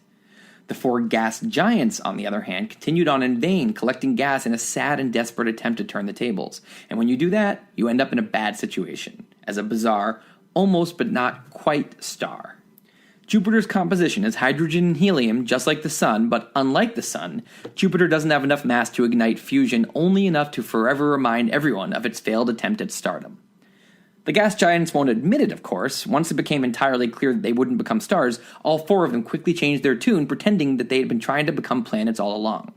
Now they're left in a depressing no man's land between star and normal planet and will spend 10 billion years as bloated planets with no surface. No one wants to be a planet with no surface. We're not exactly sure what goes on inside of a gas giant like Jupiter. If you tried to go find out, you'd zoom down through the outer clouds as the strong gravity, which is 2.5 times the Earth's gravity, pulled you in faster and faster. As you fell, things would get darker, hotter, and the pressure would grow higher and higher. Eventually, you'd be in the pitch black, the temperature would exceed the temperature of the sun's surface, and with a massive amount of pressure above you, the gas around you would be so pressurized that you wouldn't be able to distinguish it from a liquid. The hydrogen would then become so condensed that the electrons would begin to flow from atom to atom, turning it into a liquidy sea of electricity-conducting metallic hydrogen. Whether at the very center of Jupiter you arrive at a solid core is up for debate. What's not up for debate is that humans will never move to Jupiter, or Saturn, or Uranus, or Neptune. Where humans could possibly move to are the large, rocky, ice-covered moons around Jupiter and Saturn, but it wouldn't be warm. We could maybe move to our own moon, but it's just a milder version of the Mercury situation. Daytime temperatures that can boil water into gas, nighttime temperatures that can condense oxygen into liquid, and no protection from the sun's radiation. And the 28-day rotational cycle means plants need to endure 2 weeks at a time in the dark. Not easy. When I asked Musk about where other than Mars humans could potentially move to, he said there were a handful of places that could work if our technology becomes advanced enough. Several moons, a few of the largest asteroids, even Mercury and Venus if you really want to get crazy. But he finished by saying, Mars is by far the best option. Before we go back to the non-blue world of the normal post, can we just acknowledge how good living on Earth sounds right now? Imagine the privilege of living in room temperature weather, 1 atmosphere of pressure, G-gravity, light breezes, watery rainstorms, plentiful liquid oceans, magnetic and atmospheric protection from the sun, food everywhere, and air you can just breathe in. You need a huge number of different conditions to be precisely correct in order for you to be able to just stroll around outside without a spacesuit. So let's all appreciate the luxury of living on Earth for the next 7 minutes until we all simultaneously forget to give a shit about it again forever. End of the blue box. Let's reorient. So far, we've established 1. Backing up the humanity hard drive is a critical and necessary thing to do at some point. By having all of our eggs in one planet basket, we're leaving ourselves vulnerable to extinction. 2. Mars is by far the best place to back up the humanity hard drive. 3. But with enough technology, we could create many more backups by colonizing as many as 10 or more moons, asteroids, and planets in the solar system. One other fun option. Scientists have explored a bunch of ideas for fun-seeming artificially constructed space habitats. While the existing ideas are limited by our current imaginations, I can envision a future when living on planets seems as primitive to future people as prehistoric people living in caves seems to us today. In the last few thousand years, humans invented the concept of being outside, and now almost all people think of home as somewhere indoors. Maybe in the future, a giant artificial space habitat that has mountains and rivers and trees and millions of people will be the equivalent of the invention of inside as it applies to an entire world. And the thought of worrying about weather and earthquakes and being hit by asteroids will seem like cavemen worrying about being attacked by a pack of wolves while you sleep. Maybe. Either way, once there are millions of humans on several different bodies or habitats, the Excel doc is pretty secure, and humanity should be able to survive nature for a long, long time. New section. Oh, but also. Of course, all of these hard drives are still housed in the same solar system, and if all of your backups are in the same house, it's problematic if that house burns down. And just like we're unfortunately using a hard drive that's destined to crash, we're also living in a house that's certain to one day burn down. The sun is about halfway done with its life. Here is the script of Act 2. Image description. So here's a pretty detailed timeline that I made that's in the post visually, but I'm going to read the descriptions of the sections of the timeline. So the timeline goes from the Earth forming 4.54 billion years ago to 8 billion years in the future. And it's divided into 3 segments. The past, which goes from 4.54 billion years ago when the Earth forms, up until today. That's section 1. Section 2 is a window that goes from today until 600 million years from now. That window is labeled our window to come up with an alternative to Earth. 600 million years in the future is a point that I labeled carbon dioxide disaster. And here's the description. The sun's luminosity increases over time, and by this point it has reached a level where it starts to evaporate water and harden the ground. This both traps carbon dioxide in the ground and slows plate tectonics, which means much less carbon being blown back into the atmosphere by volcanoes. The decrease in carbon dioxide continues until by 800 million years from now, it has killed off all multicellular life. The next point on the timeline is 1 billion years in the future, and it's labeled evaporation catastrophe. And the description of that is, if somehow we had the technology to slow the carbon dioxide disaster, by 1 billion years from now, the sun's luminosity is up a full 10% above modern-day levels, which increases the average temperature on Earth to 116 degrees Fahrenheit or 47 degrees Celsius. This is hot enough to begin a runaway greenhouse effect and evaporate all the oceans. The next point is way in the future, 5 billion years in the future, and it's labeled, the sun gets over it. The description is, the sun decides it's sick of shit and starts to become a red giant. This happens when it runs out of hydrogen in its core. The core, now entirely helium, begins to fuse into heavier elements while hydrogen outside the core begins to fuse for the first time, increasing the radius of the fusion zone. This process keeps repeating and moving outward, and with each step, the sun grows in volume, which also cools it, turning it red. The final step on our fun timeline here is 8 billion years in the future, and it's labeled, the sun swallows the Earth. The description is, eventually, the sun gets so big that it expands past the Earth's orbit and all the children cry.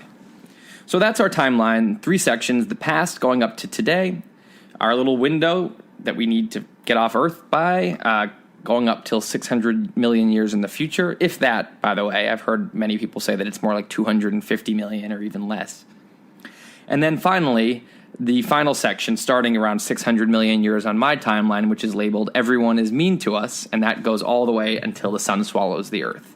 End of picture description. After terrorizing the Earth, the sun will move outwards and, one by one, make each of our other potential homes unlivable. Luckily, we have that green window, which gives us the chance to do something about it. Musk points out that we're currently about 90% of the way from the beginning of the Earth to the point where the oceans evaporate, the heat becomes unlivable, and all complex life dies off. Quote, so if intelligent life had taken only 10% longer to develop, it never would have developed, unquote.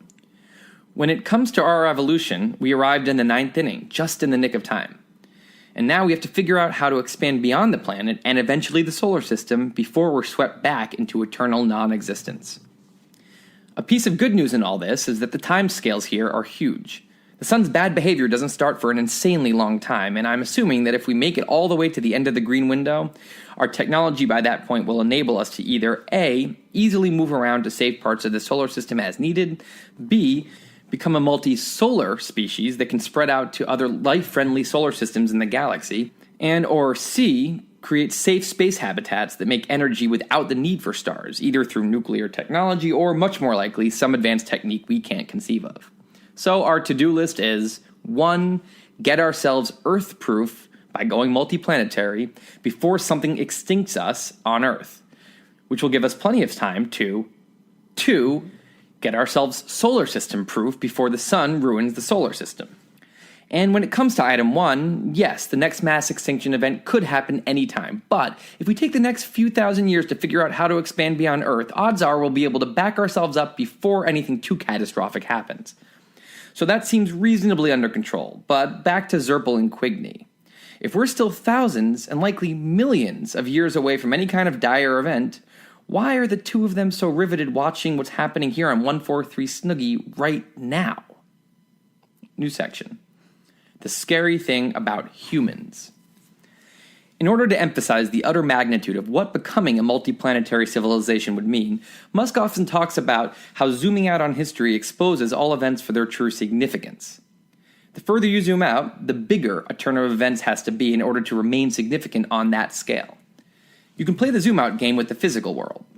From where you're sitting, streets, houses, and cars are significant objects. But from an airplane, they all melt away, and only larger things like cities, lakes, and mountains can hold up. From the ISS, only continents and oceans are significant. Farther away, only planets and stars. Farther still, only entire galaxies. The same concept applies when you zoom out on the history of life. To make the daily news, an event can be the latest in some scandal, the movement of financial markets, a robbery, a protest, a sporting event, a meeting of two politicians. Those events are fairly small, but so are the holes on the significance filter. When we zoom out to the span of a year, it's like going from the ground to an airplane. We're too far away to see most of each day's newsworthy events anymore, and most of them blend into the background. From that distance, only the year's most impactful events are visible, and the larging overarching storylines that may have been hard to grasp up close begin to take clearer shape. A heinous terrorist attack, a big election, a new product or service that sweeps the world. Looking at a whole century is like seeing the planet from the ISS. The big stories of the century are like the continents and oceans that can't fully be seen from an airplane. Sweeping cultural or political shifts, wars and other large tragedies and how they change things, groundbreaking scientific breakthroughs, world-altering technological advancements. If we zoom out further to a few thousand years, even larger storylines take shape. The rise and fall of empires, the arc of worldwide religions, new iterations of scientific understanding or technological advancement, phenomena that affect the world for many centuries like the age of imperialism, the Industrial Revolution, and the birth of the nation-state. Zooming out to 100,000 years, we can see our species' entire storyline. We see major migrations, the development of language and farming and writing, and the eventual birth of the industrialized world. Still, though, even at this epic scale, we're far too zoomed in to begin to see the outline of the storylines of life as a whole. Life history moves far more slowly than human history. Even backing up to 10 million years, we can only see traces of life-scale storylines. In our own evolutionary line, we can see an increasing diversification of the great apes, the human-chimpanzee tribe split, and the progression of the Homo genus that eventually led to humans. And that's the kind of thing you'd see in other parts of the life story on a scale of 10 million years. Nothing major, mostly just tweaks of existing biology. With a 500 million year lens, we can now see the great story of animals. The growth in complexity as fish, then insects, then reptiles, and then mammals emerge, along with the rise and fall of the dinosaurs. Here, the 5 extinction events are vivid in our sights. And when we zoom all the way out, 3.8 billion years, where we can see the origin of life on one end and the present day on the other, what do we see that qualifies as significant? We see simple cells, then we see complex cells, then we see multicellular life. We see life explode into diversity, emerge from the ocean onto land, and eventually, through the advent of mammals, rise into high intelligence. Including mammals and intelligence on a list of life's most significant leaps may seem self-centered, but it's not, because it's only through consciousness that life can make a new great leap, becoming multiplanetary. If humans become self-sustaining on Mars, it would be a turn of events for all earthly biology that would hold up under even the largest zoom lens. It's on that level. And when you look at it this way, you realize that Neil Armstrong calling the moon landing a giant leap for mankind is not the correct wording. Landing on the moon is in the same category as putting the first man in space or the first person climbing Mount Everest. It's a great achievement for mankind. But if the first ocean animal to touch dry land simply lay there for a minute before being washed back into the ocean, it wouldn't qualify as a giant leap for life, and the moon landing shouldn't either. It's only when certain mutated fish began to live on land in a sustainable way that life as a whole made a giant leap. It's colonizing Mars permanently that will be a giant leap for mankind. But shouldn't we pause for a minute and note that it's a little weird that after 3.8 billion years, 38 million centuries, that I'm claiming that this century we may witness a giant leap on par with the 6 or 7 greatest leaps in history? How could that possibly be? And wait, this reminds me of something. When we dove into artificial intelligence, it certainly seemed like A, something that might explode into superintelligence in the next century, and B, something that might permanently and dramatically affect all life on the planet for better or worse. Would that also qualify as a potential giant leap?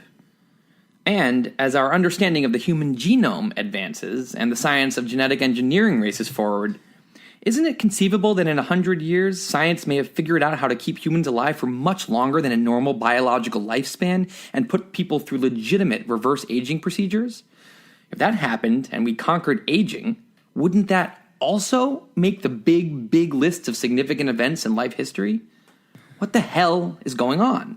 Either I'm being hopelessly naive or this is a very intense time to be alive. Here's what I think is happening. As we've discussed, the rate of progress can now grow exponentially because as more progress happens, it enables faster progress to happen. And this starts a cascading chain as progress explodes upwards. We can see this happening in a series of increasingly explosive growth rates. For example, the impact of the prehistoric human species on the natural world was much larger than normal in a span of only 100,000 years. No other species has ever changed so much, so broadly, so quickly. Zooming in, the advancement of humanity in the last 10,000 years since the agricultural revolution was much greater than the advancement of humans over any other 10,000-year period prior. Zooming in again, the explosion of industry and technology in the last 2 centuries since the Industrial Revolution between the years 1815 and 2015 far exceeds the advancements of any 200-year period before that. When you put all of that together, you end up with a serious exponential trend upwards. So maybe I'm not being naive. Maybe there's good reason to believe that we're living in the upswing of an exponential curve of progress unlike any that life has ever experienced. And since with progress comes power, our species now has an unprecedented amount of power to influence things. And at some point, that power grows so great that the kind of colossal leaps that took microbial and animal life hundreds of millions of years to achieve can be accomplished in under a century. When a species becomes so powerful that they can achieve giant grand-scale life leaps in under a century, they can essentially play God in many different ways. Let's call that reaching the God point. If progress is indeed accelerating, it makes sense that an advanced species would eventually hit the God point, and there seems to be plenty of evidence that humans are either already there or very close. Advancements in fields like space travel, artificial intelligence, biotechnology, particle physics, nanotechnology, and weaponry open the door to a long list of unthinkably dramatic impacts on the future. On that list are a number of positive developments that could lift humanity into possible unextinctable territory, and an even larger number of horrific doomsday scenarios that could wipe out the species, cause a mass extinction, or even put an end to life altogether. Everything from an engineered plague, to a particle collider catastrophe, to an out-of-control nanobot chain reaction, to an accidentally unfriendly artificial superintelligence, to runaway climate change, to a bunch of things we can't conceive of because the technology isn't quite here yet. Most of both the good and bad massive impact scenarios discussed today won't end up happening, but some very well might, especially as technology continues to advance. And the reality is that we're living in a time when we could witness multiple events in our lifetimes as impactful as life going from the ocean to land. Not only might we be on the cusp of the great leap of life becoming multiplanetary, we may be on the cusp of a bunch of other great leaps as well. There are other signs pointing to this being an extraordinarily unusual time to be alive. Some examples. 1. For 99.8% of human history, the world population was under 1 billion people. In the last 0.2% of that history, it has crossed the 1, 2, 3, 4, 5, 6, and 7 billion marks. 2. Up until 25 years ago, there had never been such a thing as a global brain of godlike information access and connectivity on this planet. Today, we have the internet. 3. After barely using any energy for the first 99,800 years of human history, in the last 200, we've suddenly thrust ourselves into the fossil fuels era, blowing through a huge chunk of stored underground carbon energy without fully understanding the implications of doing so. 4. Humans walked around or rode horses for 999 of the last 1,000 centuries. In this century, we drive cars, fly planes, and land on the moon. 5. If extraterrestrial life were looking for other life in the universe, it would be dramatically easier to find us this century than in any century before, as we project millions of signals out into space. And 6. With an average of one mass extinction event every 100 years since animals have been around, we may be currently engineering a 6th one by accident. If we take a step back and just look at the situation, it should be clear that nothing that's happening right now is normal. Current humans have far more power than any life on Earth ever has, and it seems very likely that if in 1 billion years an alien history major writes a term paper on the history of life on Earth, the time we're living in right now, however it turns out, will be a major part of that paper. And that's why Zirpal and Quigney are so locked in right now. They looked at their phones and saw a new alert from the Intelligence Watch app. The alert read, "Life on 143 Snoogie has reached the God point." Zirpal and Quigney aren't waiting for an asteroid to hit or the sun to die or a nearby supernova. They're waiting to see what happens in the next 100 years. That's what their bet was about. When a planet's life reaches high intelligence, it usually means they're a couple 100,000 years away from their do-or-die moment. Their progress will accelerate faster and faster until finally they hit the God point, when they simultaneously gain the power to forever end species vulnerability or drive themselves accidentally extinct, and it's all about whichever comes first. And that's why the first Intelligence Watch alert said that life here had reached fetal intelligence.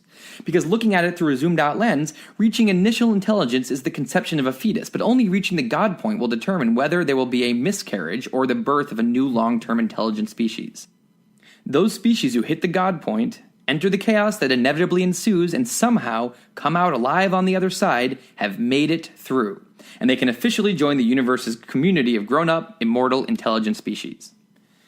Zirpal and Quigney have been aware of 143 Snoogie for a while because of their bet, but any galactic life hitting the God point is a big deal and a great spectator sport, so recently 143 Snoogie has become a notable piece of news all over Uvuvuwu, as everyone follows the story to see whether the life on 143 Snoogie will make it through or not.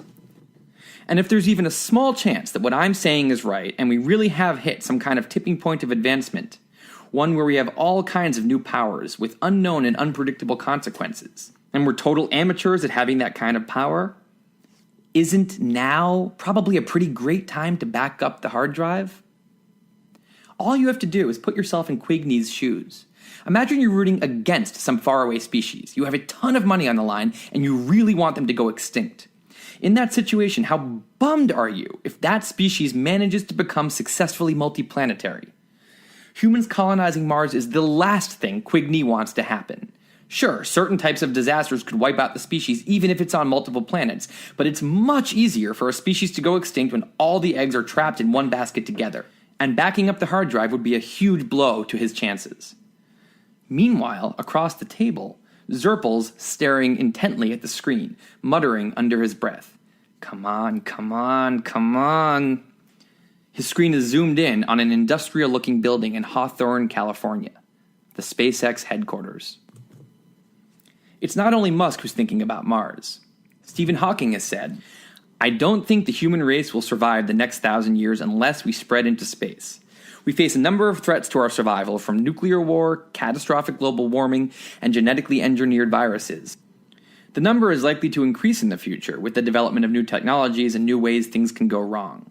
We need to expand our horizons beyond planet Earth if we are to have a long-term future, spreading out into space and to other stars, so a disaster on Earth would not mean the end of the human race. Once we spread out into space and establish independent colonies, our future should be safe." Princeton professor J. Richard Gott said, "In 1970, everyone figured we'd have humans on Mars by now, but we haven't taken the opportunity. We should do it soon because colonizing other worlds is our best chance to hedge our bets and improve the survival prospects of our species. Sooner or later, something will get us if we stay on one planet. By the time we're in trouble and wish we had that colony on Mars, it may be too late."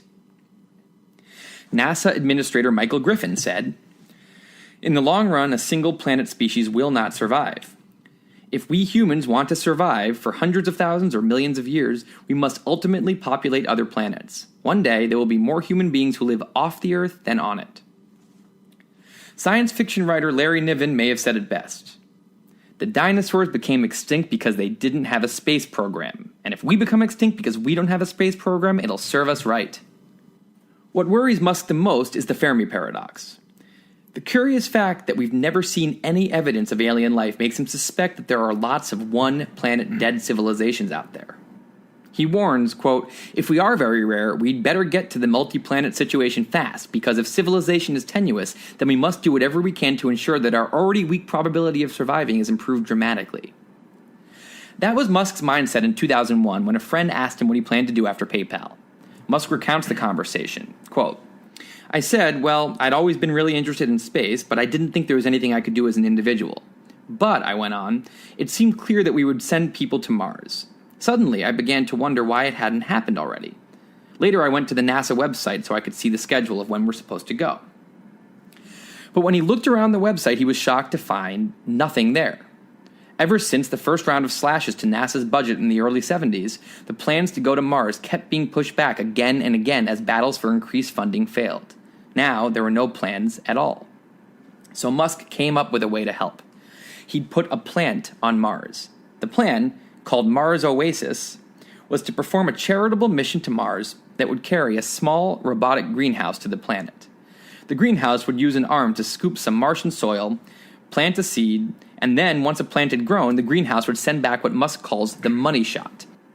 A photo of a sturdy green plant amidst the alien red background and the first known life on Mars.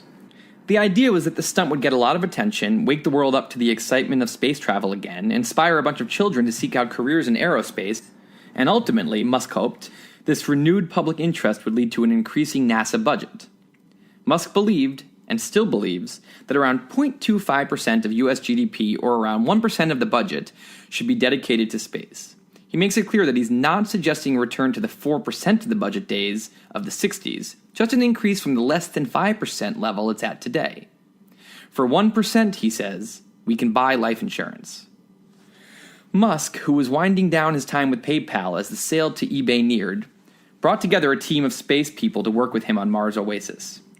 To make it happen, they would need a rocket, which Musk would buy with part of his PayPal earnings. The cheapest US rocket at the time cost $65 million. But in Russia, a used rocket would be a fraction of that price. So off to Russia Musk went to negotiate for the purchase of 3 refurbished intercontinental ballistic missiles.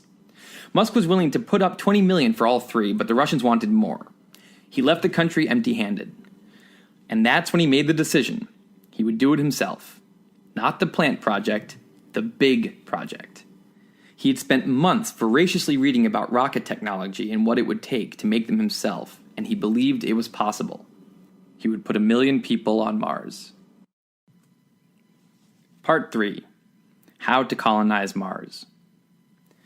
There are some tough going from A to B situations in life.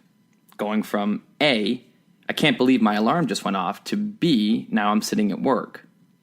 From A, my lease ends next month, to B, now I'm totally moved into a new apartment and all the things are even hung on the walls.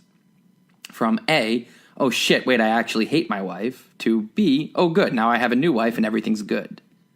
These are all tough. But A, I think I'd like to put 1 million people on Mars, to B, now there are 1 million people on Mars. That one seems extra difficult. Elon Musk is more ambitious than you.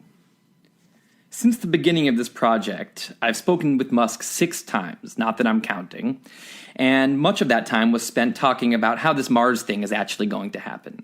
From the sound of it, he really just needs 2 things and he'll be all set. 1, a will. 2, a way. The conventional wisdom might be that this is a case of, if there's a will, there's a way. We went to the moon over 4 decades ago, 15 years before anyone owned a computer, so it seems like Mars could have been perfectly doable by now. The limiting factor must be a lack of will. But Musk believes it's the other way around. What we have is a way to go to Mars for an astronomical amount of money, and that's no way to colonize Mars. To Musk, what's missing is a way to go to Mars affordably. He calls the United States a nation of explorers and the spirit of human exploration distilled. And he believes that if going to Mars were much cheaper, plenty of will would arise. But because this isn't something that's been remotely possible, no one's talking about it, and whatever will there is in people to go to Mars is totally dormant. If someone told me that a penthouse apartment in Manhattan with a huge balcony had dropped in price by 95%, I'd have plenty of will to sign a lease and move in. But because the price is what it is, I'm not burning with a desire to move in. I'm not even thinking about it. The reason I'm not writing this post while sitting in a hot tub overlooking the New York skyline isn't a lack of will, it's a lack of way. Musk sees the Mars situation the same way. Rather than, if there's a will, there's a way, he seems to believe it's more a case of, if you build it, they will come. Specifically, the model Musk has in mind is that flights to Mars will be funded by the passengers riding on them, the same way public transportation works on Earth. And the key will be to bring ticket prices down far enough that 1 million people will buy one. Or as he explained to me in Musk speak, there has to be an intersection of sets of people who wish to go to Mars and people who can afford to go to Mars. And if that intersection of sets equals a number of people necessary to make Mars self-sustaining, that's the critical solution. Image description. So here I illustrated what he just said in a Venn diagram that we're going to talk about throughout the rest of the post. The Venn diagram has a blue circle on the left labeled people who can afford to go to Mars, and a yellow circle on the right labeled people who want to go to Mars.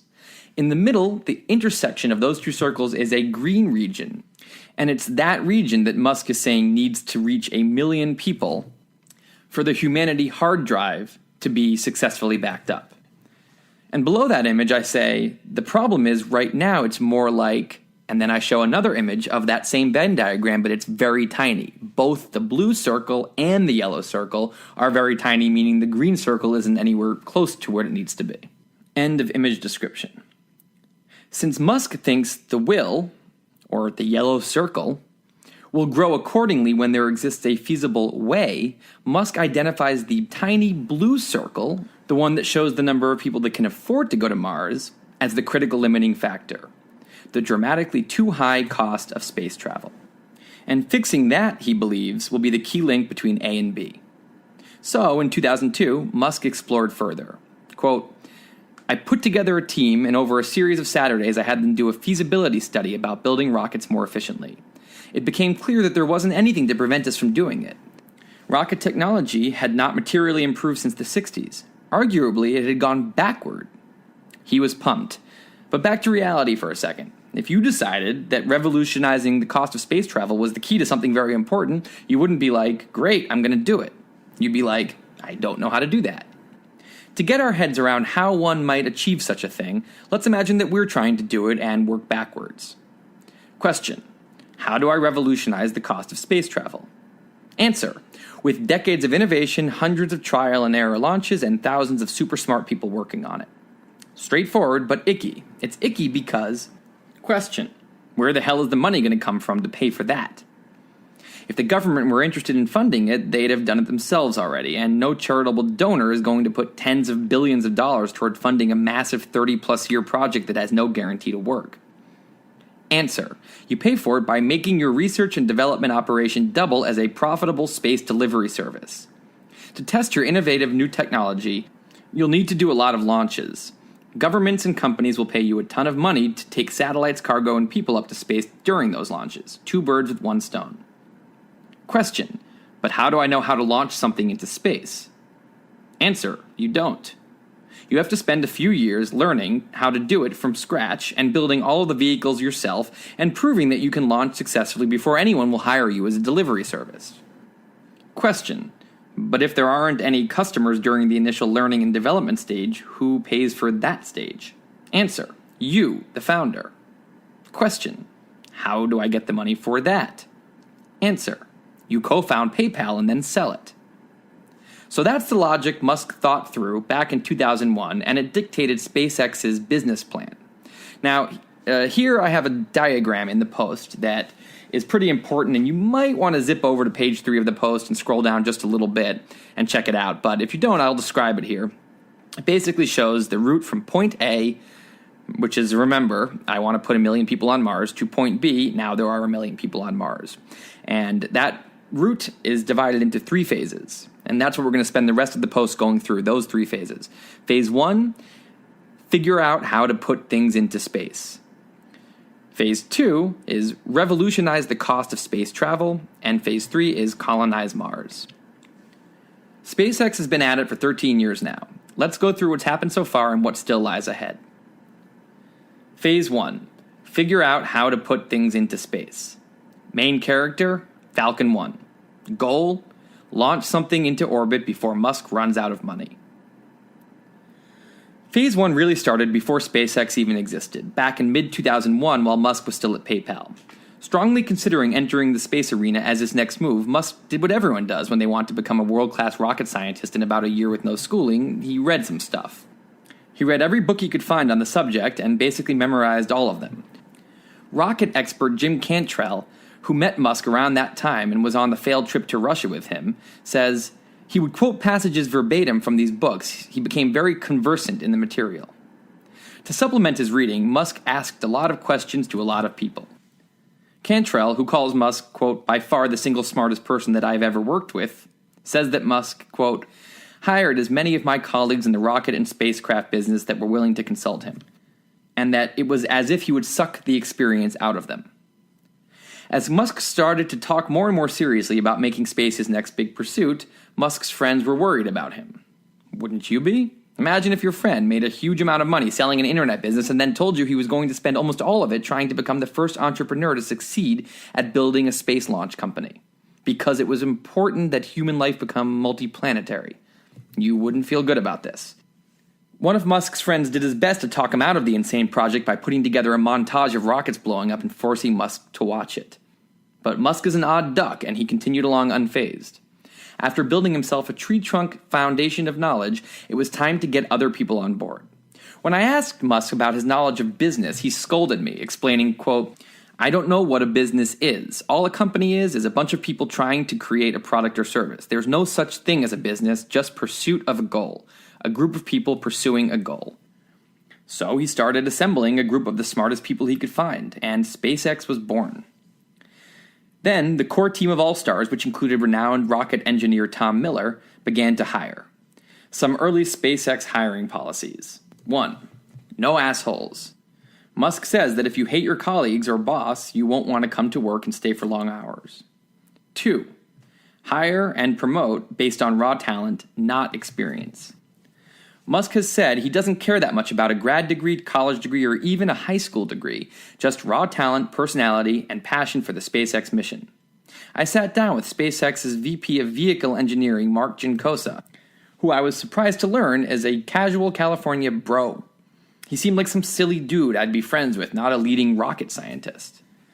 He told me he was a terrible student and on his way to being a burnout of a human when he found an affinity for working on race cars at the car club where he was in college. Turns out he was a total genius at it, and after school, someone introduced him to Musk, who hired him. Jankosa quickly rose up at the company, and now, in his early 30s, he's in charge of one of the major departments of the company, with hundreds of far more experienced people working for him. There seem to be lots of stories like this that reflect on SpaceX being unusually meritocratic. I met with Zach Dunn, the senior director of launch engineering, who seemed to be about 12 years old. Dunn told me he started as an intern just a few years ago.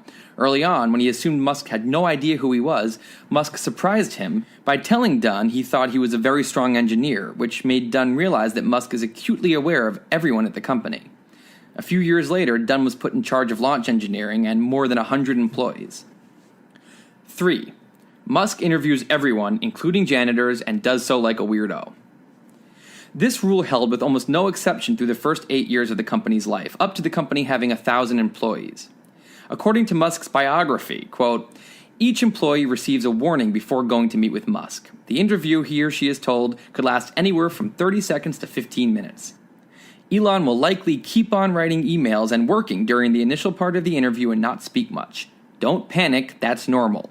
Eventually, he will turn around in his chair to face you. Even then, though, he might not make actual eye contact with you or fully acknowledge your presence. Don't panic, that's normal. In due course, he will speak to you. The company itself, like Tesla, is heavily vertically integrated. That means that rather than outsource most of the parts of the rocket-making process to third-party suppliers, SpaceX does nearly all of the major pieces itself, maintaining ownership and control over most of the supply chain. This is highly unusual in the aerospace industry. As Ashley Vance explains, quote, the factory is a temple devoted to what SpaceX sees as its major weapon in the rocket-building game, in-house manufacturing. SpaceX manufactures between 80% and 90% of its rockets, engines, electronics, and designs its own motherboards and circuits, sensors to detect vibrations, flight computers, and solar panels. End quote.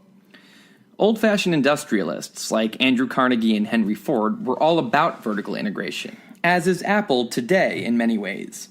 Most of today's companies avoid taking on the massive scope vertical integration requires, but for a quality control freak like Musk or Jobs, it's the only way they'd have it. On top of so many parts of the process being merged together under the SpaceX roof, they're physically enmeshed together in the building, just like at Tesla. Engineers on their computers are stationed either out in the floor amidst the design and manufacturing, or in an all-glass office with the assembly process visible all around them. As the team grew and departments formed, Musk remained intimately involved in almost every process in a truly unusual way. Some bosses are called micromanagers. At Musk's companies, his level of involvement has earned him the term nanomanager. And an aside, Elon Musk knows a lot of shit, blue box. Almost every person I talked to at both Tesla and SpaceX emphasized how much of an expert Musk is at their particular field, whether that field be car batteries, car design, electric motors, rocket structures, rocket engines, rocket electronics, or aerospace engineering. He can do this because of a combination of his immensely thick tree trunk of fundamental understanding of physics and engineering and his genius-level ability to retain information as he learns it. It's that insane breadth of expertise that allows Musk to maintain such an abnormally high level of control over everything that happens at his companies. About SpaceX's rockets, Musk said, I know my rockets inside out and backward. I can tell you the heat-treating temper of the skin material, where it changes, why we chose that material, the welding technique, down to the gnat's ass.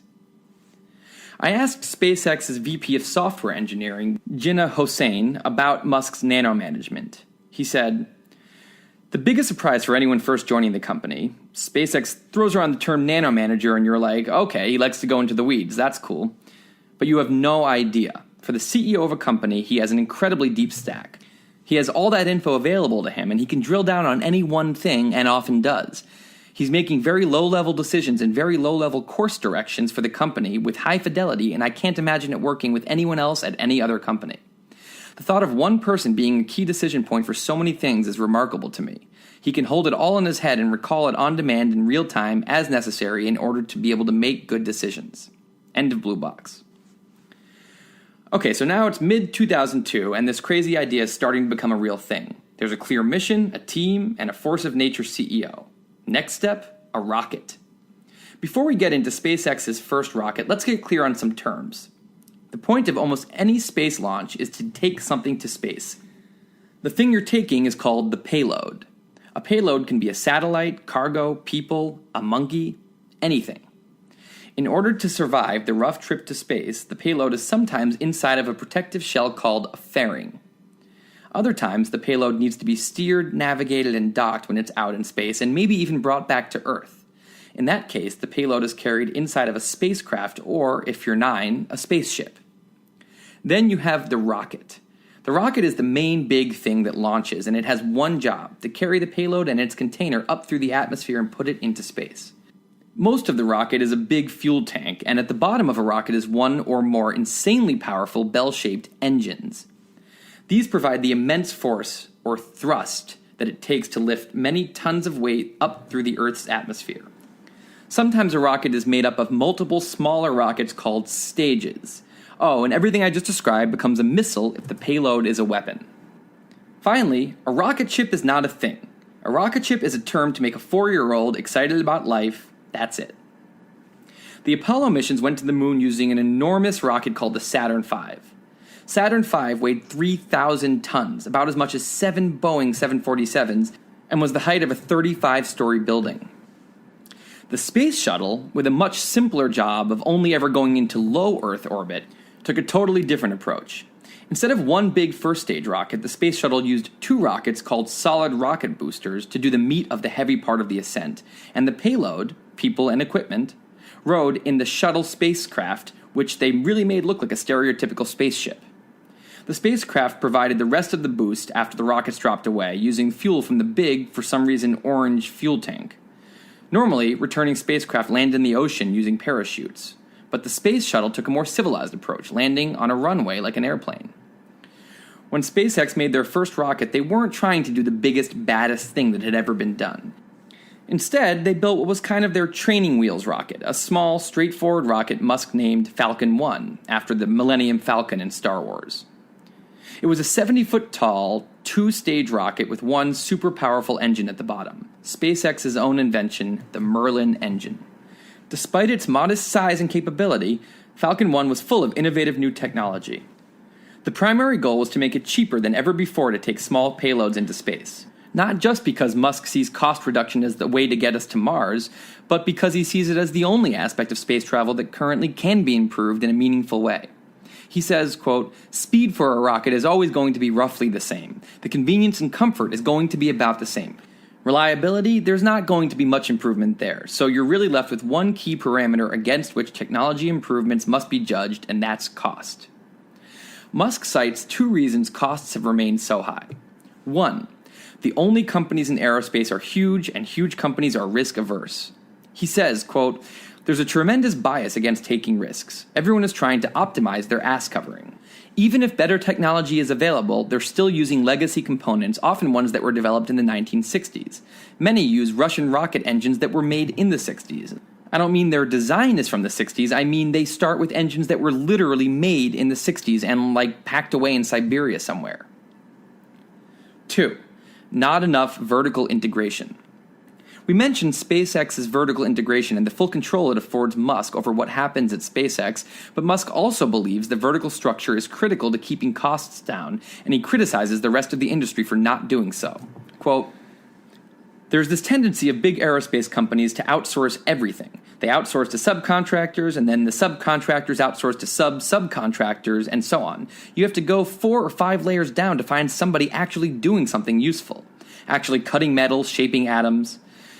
Every level above that tacks on profit. It's overhead to the 5th power."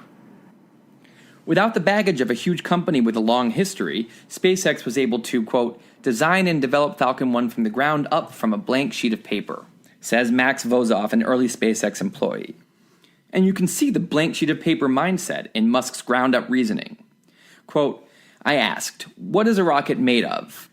Aerospace-grade aluminum alloys, plus some titanium, copper, and carbon fiber. And then I asked, what is the value of those materials on the commodity market?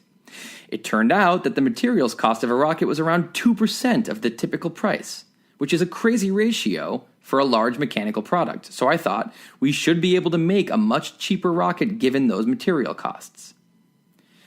And that's all great, but this was not a normal company with a normal budget and time frame for development. This was a venture few sane investors would touch, and the ability for the company to exist rode largely on Elon Musk's personal bank account. By the time 2006 rolled around, Musk had decided to revolutionize the automotive industry as a side project, and with $70 million of his PayPal fortune tied up in Tesla, that left about $100 million for SpaceX. Musk said this would be enough for 3 or 4 launches. SpaceX would have that many tries to prove that it was worthy of paying customers. And since the thing paying customers would want is for SpaceX to deliver a payload of theirs into orbit, that's what SpaceX needed to do: successfully launch something into orbit to show the world that they were for real. So the game was simple: launch a payload into orbit in 3 or possibly 4 tries, or the company was done. At the time, of the many private companies who had tried to put something into orbit, only one, Orbital Sciences, had ever succeeded. To understand why this is such a hard thing to do, we have to understand what an orbit is. Blue box. What is an orbit? It's intuitive to think that the challenge of putting an object in orbit is the difficulty of getting it up to orbit, just like it's intuitive to think that the astronauts in the ISS are floating around because there's no gravity up in space where they are. This is a good time to stop trusting your intuition.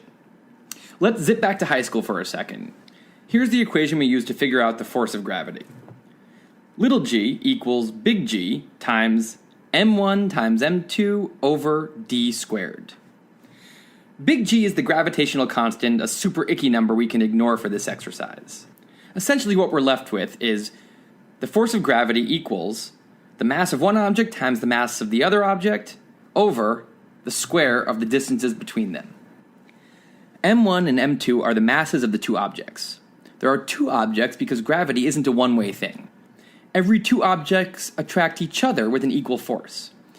In the case of you and the Earth, what you think of as your weight is the force of gravity between you and the Earth, a force acting equally on you and the planet. And because the 2 mass numbers are in the numerator, it means that when they go up, the force of gravity will go up too, proportional to their product. So if I doubled your mass, your weight would double. If I left your mass the same but doubled the Earth's mass, again, your weight would double.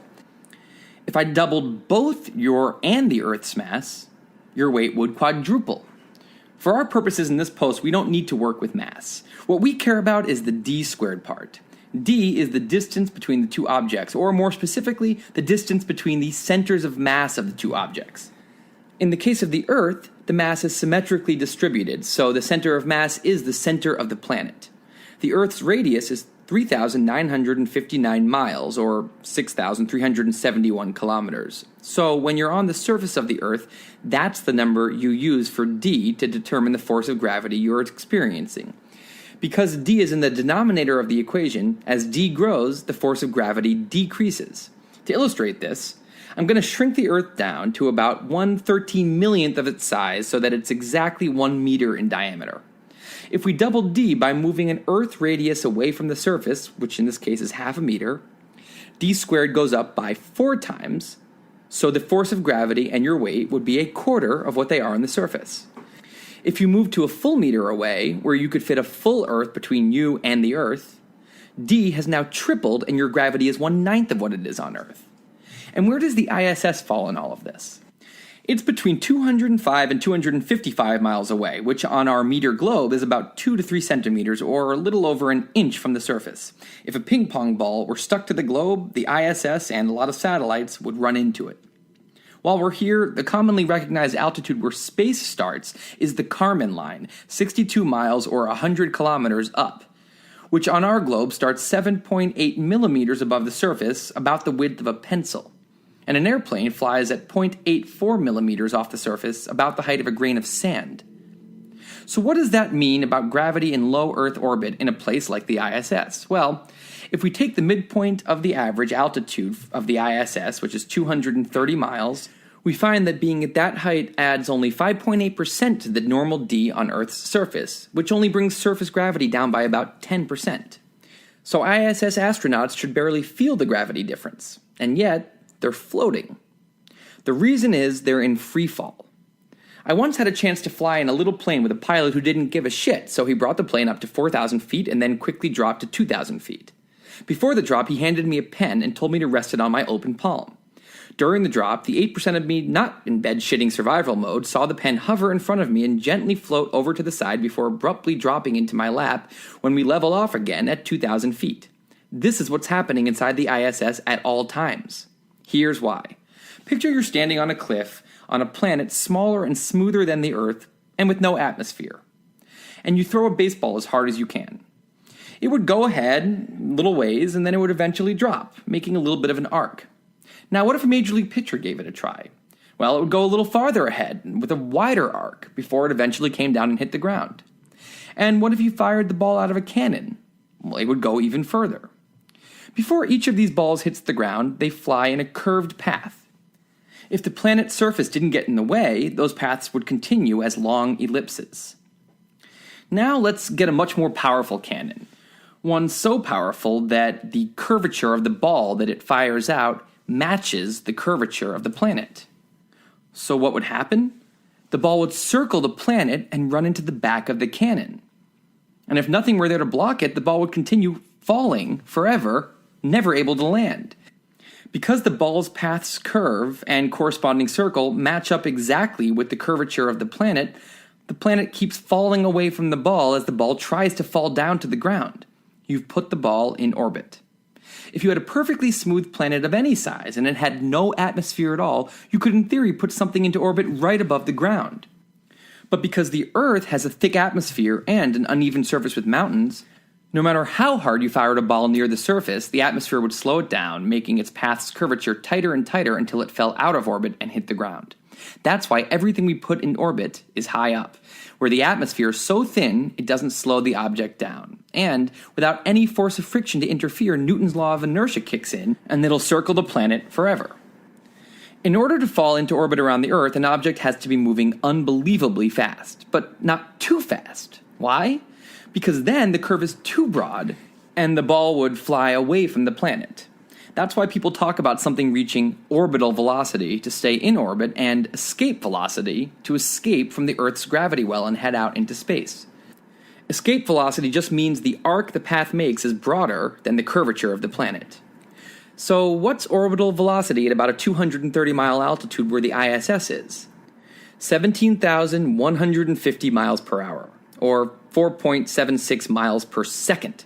That's the Goldilocks speed that will keep an object in orbit at that height. To get a feel for how fast that is, if you threw a ball at that speed from the beach into the ocean, it would zing out and over the horizon, out of sight in about half a second. At that speed, the ISS circles the Earth every 90 minutes. And yet, because velocity is relative, the astronauts in the ISS don't feel like they're moving at all, the same way you don't on an airplane. End of Blue Box. Back to SpaceX. Given the blue box above, it makes sense that SpaceX's challenge was essentially to throw a payload up into orbit. People think a rocket launch goes up, but really it's throwing something really hard sideways.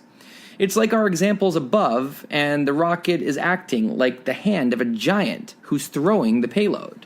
Except in the real world, instead of an arm and a hand, the rocket company has to throw the payload with a 7-story high, 40-ton metal tower that explodes away from Earth. And it'll need to ping a delicate machine out at just the right altitude at just the right speed. To make things even harder, the throw starts off in the sea-level atmosphere, which is both molasses thick and full of moving parts, i.e. weather. It's a little like trying to throw a ball with precision with your hand starting under a few feet of flowing water. SpaceX's head of vehicle engineering, Mark Ginkosa, described the challenge of guiding a rocket up through the atmosphere. Quote, "The rocket is like a wet noodle and you're trying to push it to space. It's flopping around like hell. You can't even figure out where it's going by measuring the trajectory at any one point on the rocket. You have to measure a few points." Unquote. And with such large forces in play, the weight of the rocket, the speeds, the thick atmosphere, even a tiny equipment malfunction can immediately destroy the mission. The problem is, you can't reliably test exactly how the equipment will hold up until it actually launches. SpaceX learned all of this the hard way. 2006, first launch, failure. 2007, second launch, failure. 2008, third launch, failure. Bad times. The failures were caused by tiny things, specifically a corroded nut not holding up under the pressure, liquid in the rocket sloshing around more than expected, and the first stage engine shutting down a few seconds too late during stage separation. You can get everything 99.9% right, and the last 0.1% will explode the rocket in a catastrophic failure. Space is hard. Every rocket launching government or company, each and every one, has failures. It's part of the gig. Normally, you take a deep breath, roll up your sleeves, figure out what went wrong, and you move on to the next launch. But SpaceX had special circumstances. The company had money for, quote, 3 or 4 launches. And after 3 failures, the only launch they had left was the or 4 one. It was scheduled for less than 2 months after the 3rd launch failed, and this was the last chance.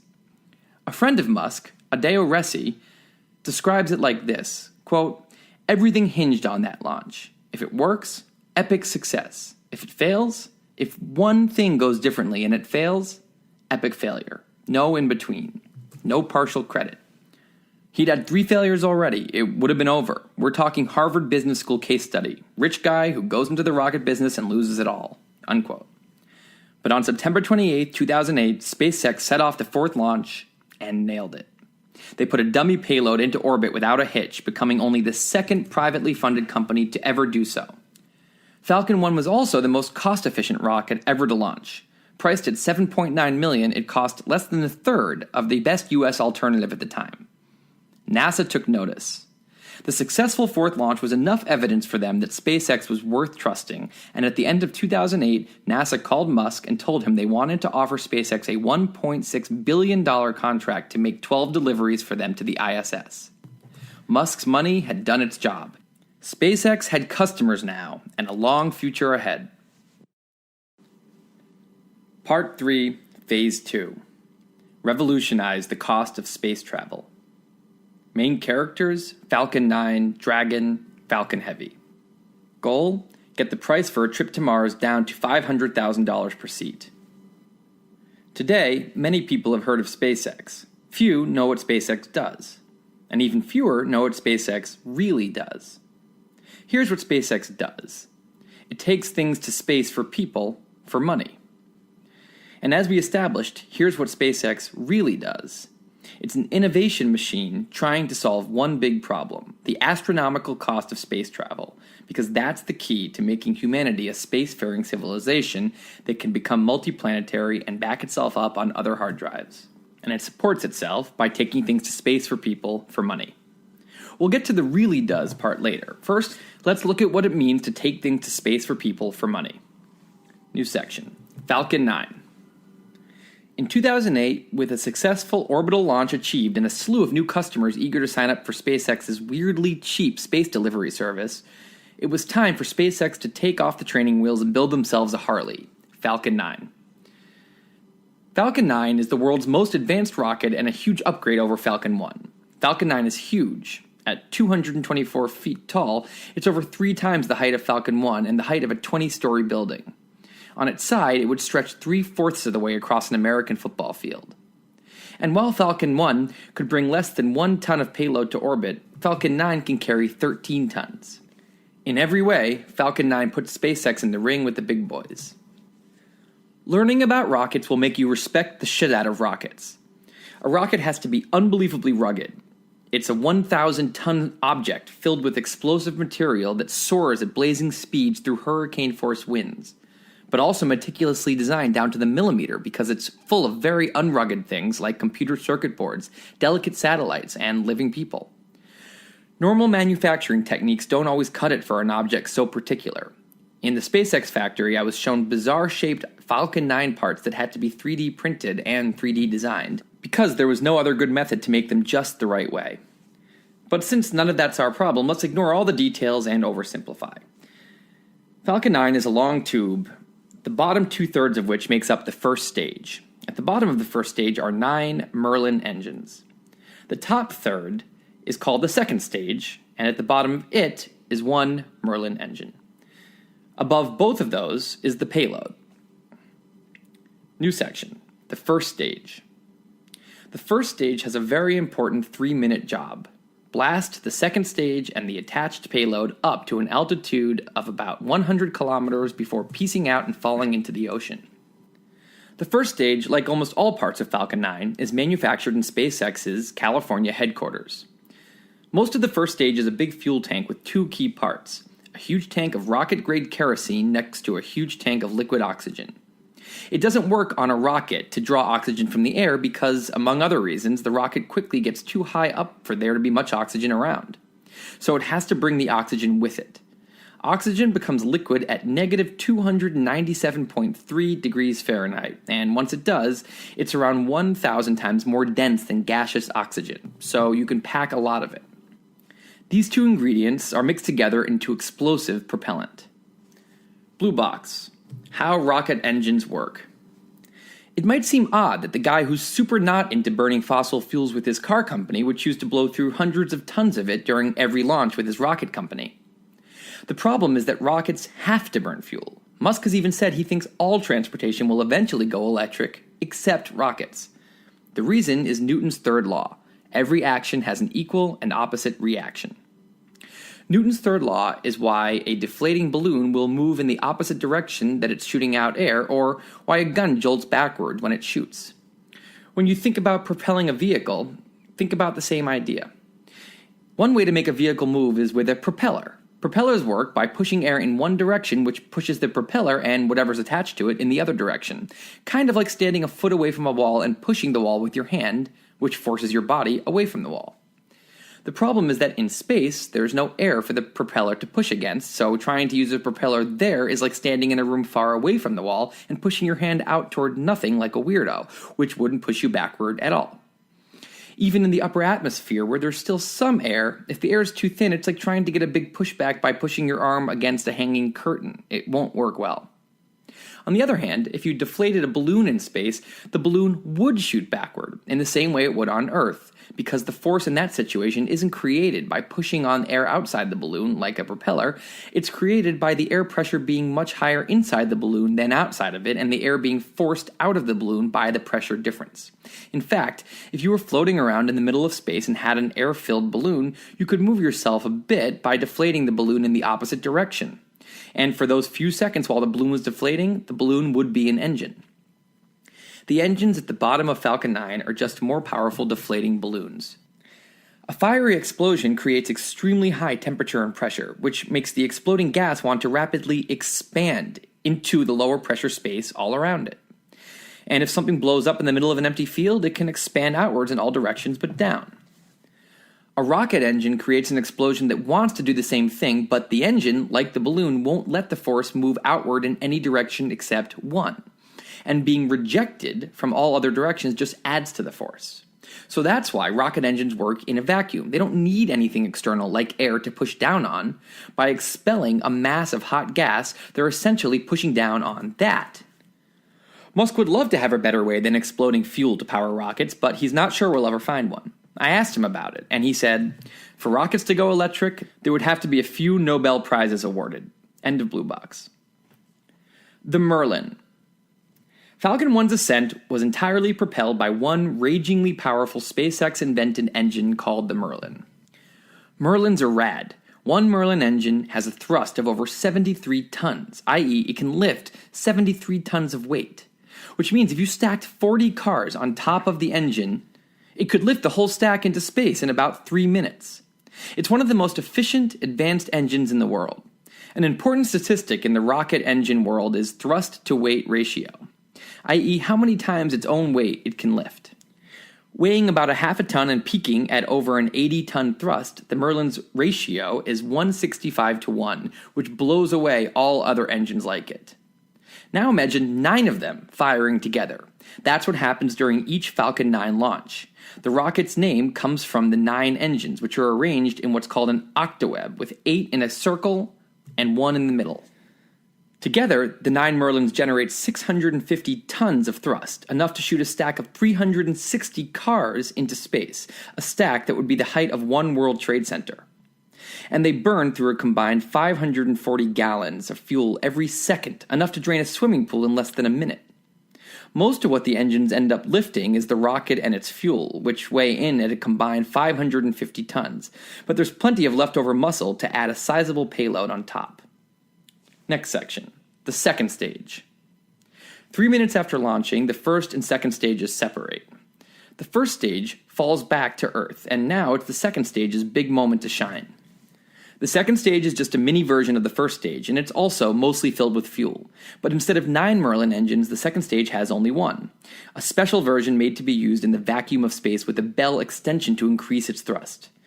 Fewer engines are needed here because A, there's no more thick atmosphere, B, it's lifting a lot less weight without the first stage attached, and C, it's already going really fast, so much of the work is done. The second stage's job can be over in a few minutes or last multiple hours. Its engine can go on and off, and it has directional maneuverability. Its job is to be precise and get the payload to the exact right location and velocity. Once it does that, it separates from the payload and drops off.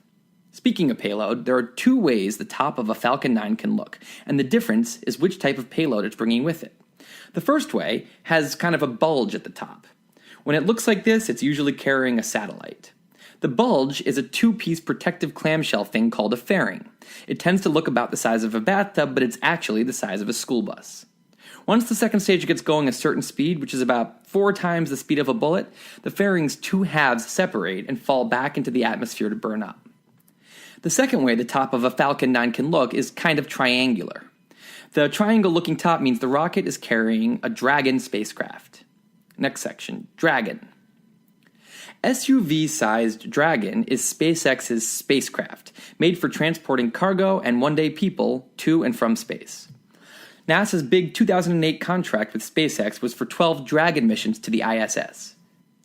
A Dragon is made up of 2 parts, a cone-shaped pressurized capsule, which is the only thing that can return to Earth, and a cylindrical, unpressurized trunk, which can carry additional cargo and holds the solar panels, which is what gives the Dragon power in space. Together, the 2 can hold around 6 tons of cargo. There are little holes in the side, which are mini thruster engines that Dragon uses to maneuver in space, and on its bottom is a heat shield for re-entry. Next section. Falcon 9 starts its career. As all of this new equipment was in development, Falcon 1 made its 5th and final launch in the summer of 2009, launching a satellite for the Malaysian government, SpaceX's first paying customer and successful launch number 2. But with the taller and more handsome Falcon 9 in the womb, Falcon 1 wouldn't be needed anymore and it was retired. Falcon 1 had made its 5 launches from a tiny Pacific island called Kwajalein Atoll, another thing I absolutely don't know how to pronounce. But having joined the Big Boys Club with Falcon 9, SpaceX took out leases at America's prime-time launch pads, Vandenberg Air Force Base in California for launches to the south, and legendary Cape Canaveral in Florida for launches to the east. And in summer of 2010, the first Falcon 9 headed off for the launch pad. Its inaugural voyage, a demo run, was a success. And then SpaceX started doing things commercial companies aren't supposed to know how to do. Sending a spacecraft out to space is hard, but bringing it back might be even harder. You know how if you jump into the ocean off a dock, nothing bad happens except the water being probably freezing because everyone likes to pretend that immersing yourself in cold water is an okay activity? But if you jump into the ocean off of a bridge, you die, with the only difference being your body's velocity when it hits the water. Same situation with the Earth's atmosphere. You don't feel the atmosphere right now because of your minimal velocity, but open your hand and vigorously move your arm back and forth like a psycho, and you can feel the atmosphere. Speed yourself up even more by riding in a convertible or fast-moving boat, and you're quickly pummeled in the face by the atmosphere. But the speed isn't just about you, it's about your speed relative to the speed of the atmosphere. Putting your hand out the window in a car going 50 miles an hour feels the same as putting your hand out the window of a parked car with 50-mile-an-hour winds outside. So when an object in orbit, which we established earlier has to be traveling at about 17,000 miles an hour, decides it's over it and tries to come back to Earth, it experiences the equivalent of a 17,000-mile-an-hour hurricane. Our official hurricane levels go up from Category 1, which is 74 to 95 miles an hour, to Category 5, which starts at 155 miles an hour, going up roughly a level for every 20 miles an hour increase in wind speeds. At ground level, moving 17,000 miles an hour would be like hanging out in a Category 842 hurricane. The force of a Category 842 hurricane would be lower in the thin atmosphere at the high altitudes where objects first enter, but still. What scares us about hurricanes is their force. But in a Category 3-digit number hurricane, you have much bigger problems. The spacecraft's blistering speed in the upper atmosphere means the air in front of an incoming capsule doesn't have time to get out of the way and becomes super compressed and blazingly hot. Lower, where the atmosphere is thicker, the spacecraft has to handle the heat of an intense atmospheric drag. Rocks can't handle it, which is why they turn into shooting stars. And building a spacecraft that can requires a lot of fancy technology. Up until 2010, only 5 governments had ever managed to get a spacecraft out into space and recover it successfully. Falcon 9's second launch pinged the first Dragon into orbit on a demo run for the new spacecraft, and after 2 orbits, Dragon came barreling through a Category 842 hurricane and still existed on the other side, making SpaceX the first company and the 6th entity of any kind to recover an orbiting spacecraft. Not bad for a company on their 7th launch. Falcon 9's third launch made history again when, on a demo mission for NASA, Dragon became the first commercial spacecraft to attach to the ISS. Falcon 9 was the real deal.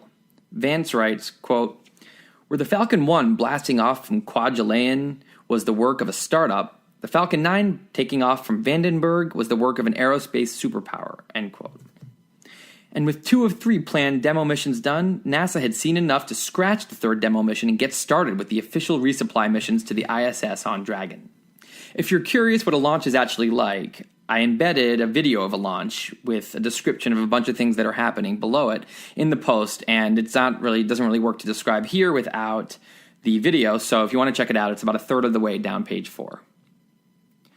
After 5 Falcon 1 launches and 3 Falcon 9 launches, most of which were tests and demos, SpaceX was ready to start its space delivery service.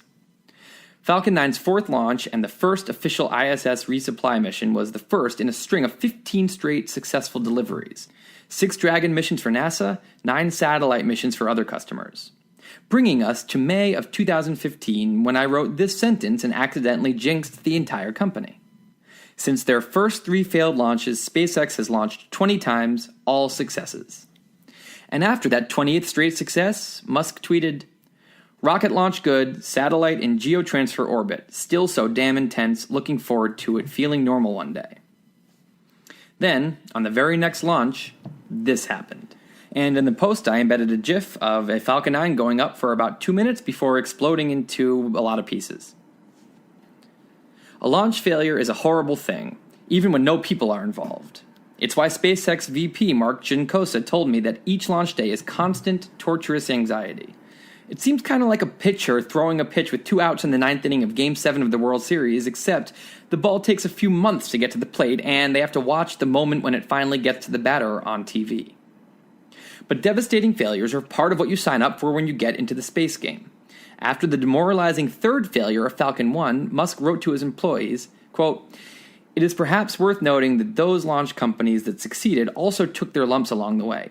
A friend of mine wrote to me to remind me that only 5 of the first 9 Pegasus launches succeeded, 3 of 5 for Ariane, 9 of 20 for Atlas, 9 of 21 for Soyuz, and 9 of 18 for Proton. SpaceX is in this for the long haul, and come hell or high water, we're going to make this work," end quote. These stats put SpaceX's June 2015 failure in perspective and lets it serve more as a reminder of how impressive its 20 for 24 start has been. The good news about failures is that they show you exactly where your weak points are. In this failure, the culprit was a single 2-foot-long, 1-inch thick steel bar, one of hundreds in the rocket, that was supposed to handle 5 tons of force and snapped after only 1. From now on, SpaceX will individually test every steel bar that goes into a rocket. In the GIF, you can see the Dragon slip away unscathed, and if it had software to deploy its parachutes earlier than planned, the contents in it would have survived. From now on, Dragon will have that software.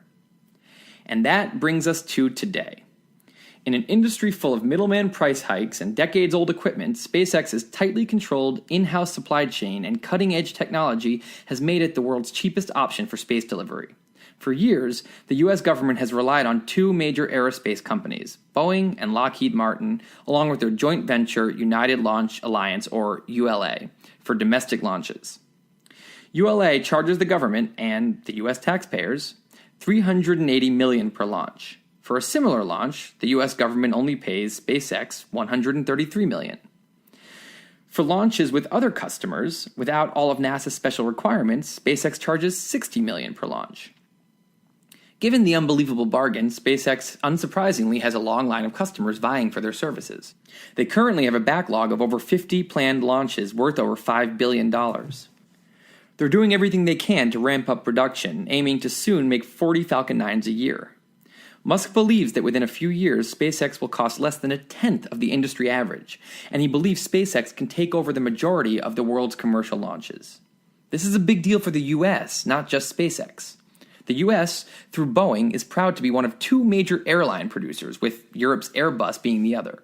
But for some reason, the country has allowed itself to become an insignificant part of the global launch industry, while Europe, Russia, and China dominate.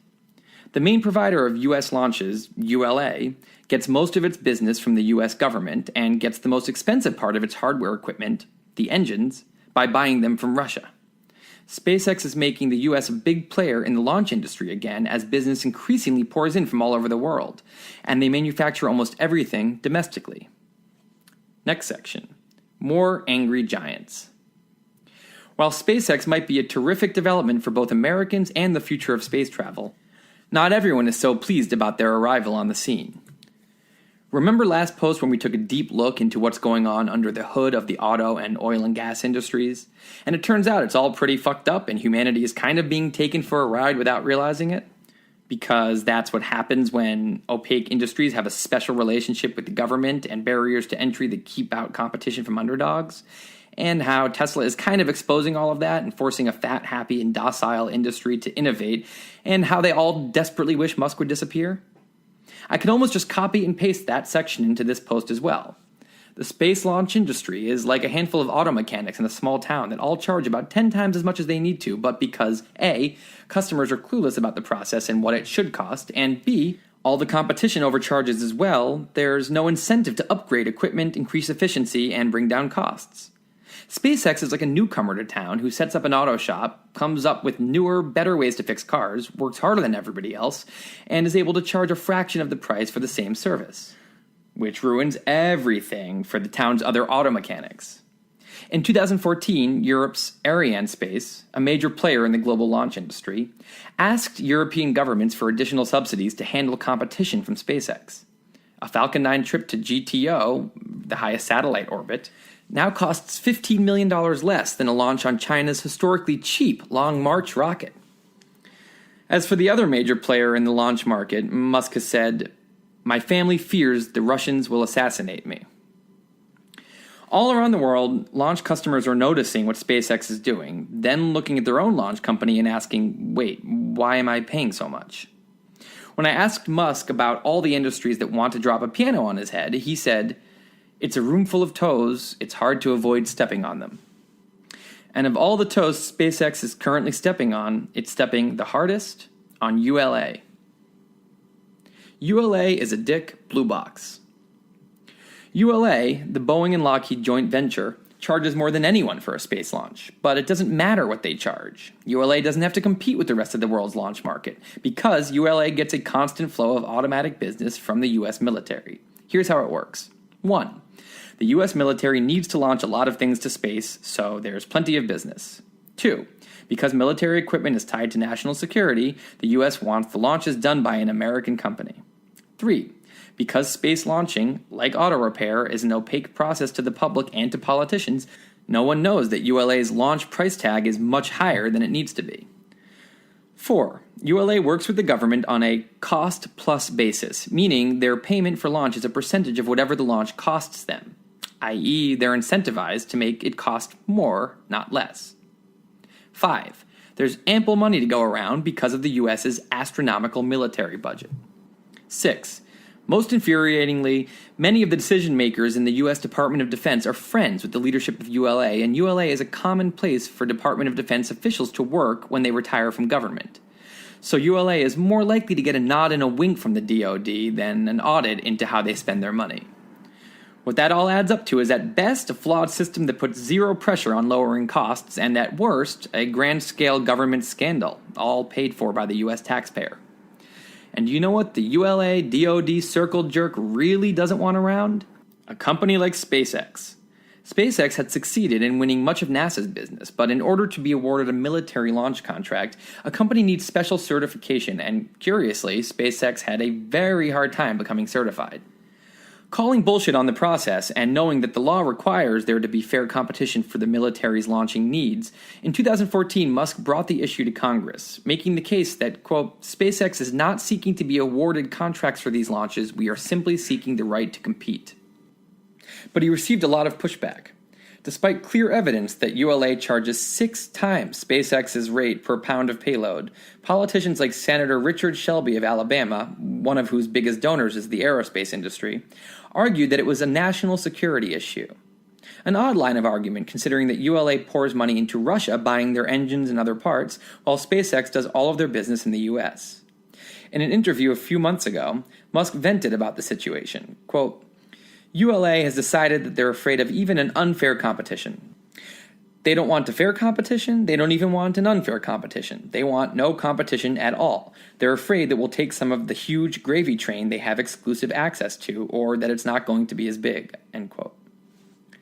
SpaceX has made some progress in the last year and has been awarded a small number of military contracts, but only a tiny fraction. This is a battle SpaceX will be fighting for a while. I asked Musk about the difficulty of competing against ULA. His response: these are not pushovers, it's the military-industrial complex. You know in movies how they do terrible things? Well, yeah, those guys. End of Blue Box. The SpaceX revenue model will be growing and expanding in the coming years. Here are 3 of the coolest things they have in the pipeline. 1. Falcon Heavy. Remember how I made a whole big deal about putting 9 Merlins together and being able to lift a skyscraper-high stack of 360 cars? Falcon Heavy is a Falcon 9, except instead of having 1 first stage, it has 3.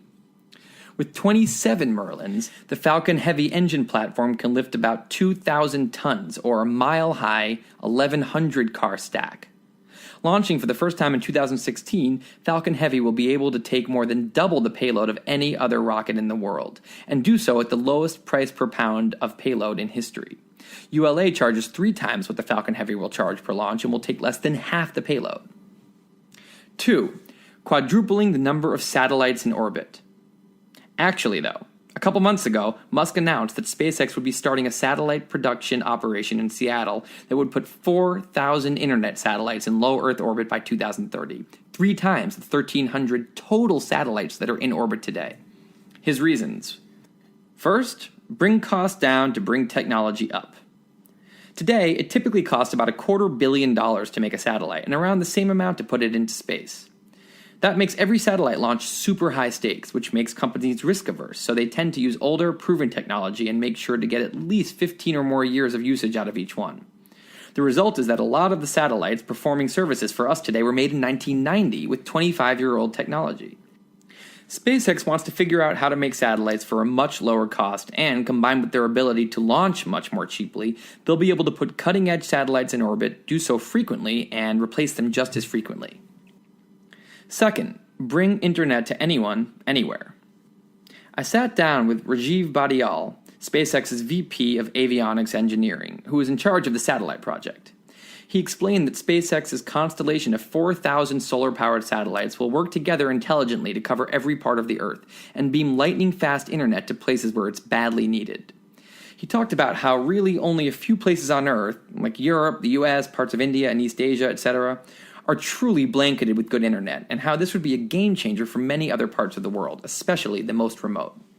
All you'd need to make it work is a small pizza box-shaped receiver, which could be put anywhere outside, and you could have fast internet on the North Pole, the middle of the Pacific Ocean, the top of Mount Everest, anywhere.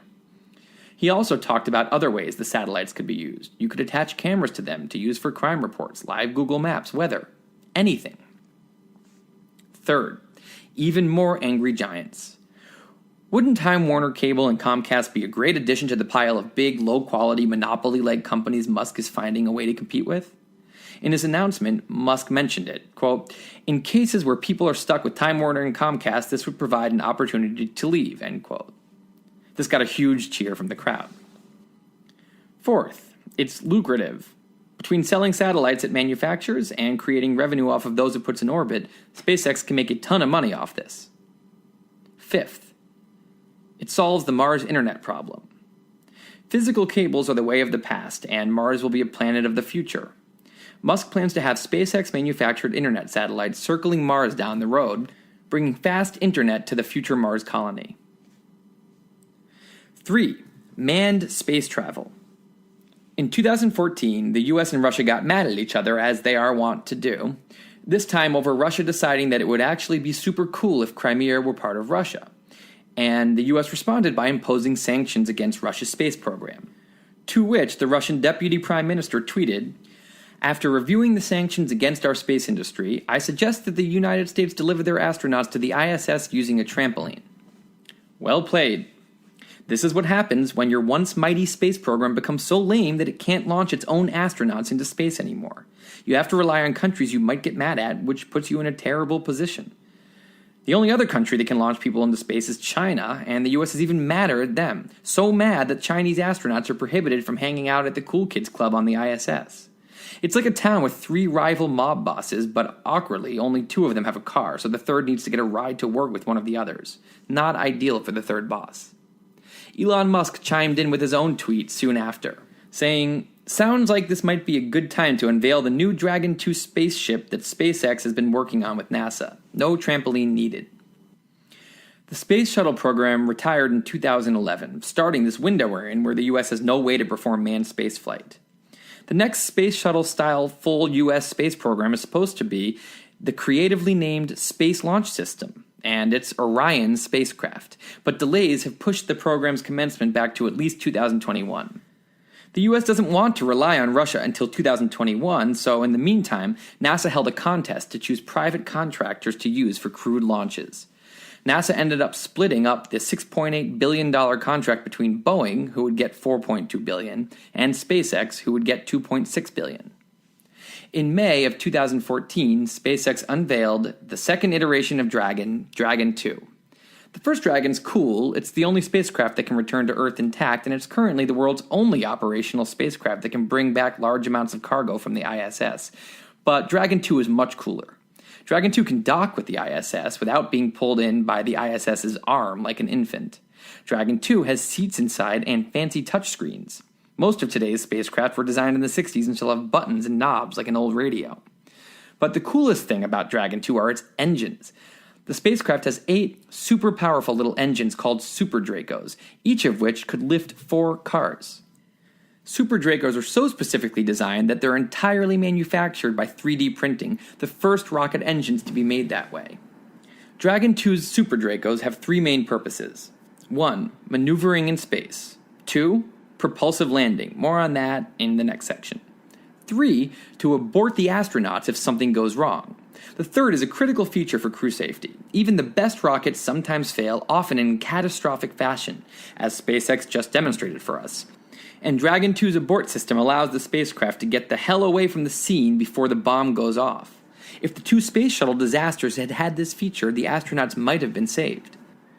The 8 Super Dragos are so powerful that they take the Dragon more than the length of a football field in 2 seconds and over a third of a mile in just over 5 seconds. And while other manned capsules have had abort capabilities before, the others have only been able to abort during launch. Dragon 2's abort system works all the way up to orbit. Musk also wants to redefine what it means to be an astronaut, explaining that a person shouldn't have to be an astronaut to fly in space. His vision has ordinary people hopping on top of a SpaceX rocket and going to space with relatively little training or skills, the same way we fly in planes today. Which kind of reminds me of how at one point only a computer scientist could use a computer and how outdated that concept seems today.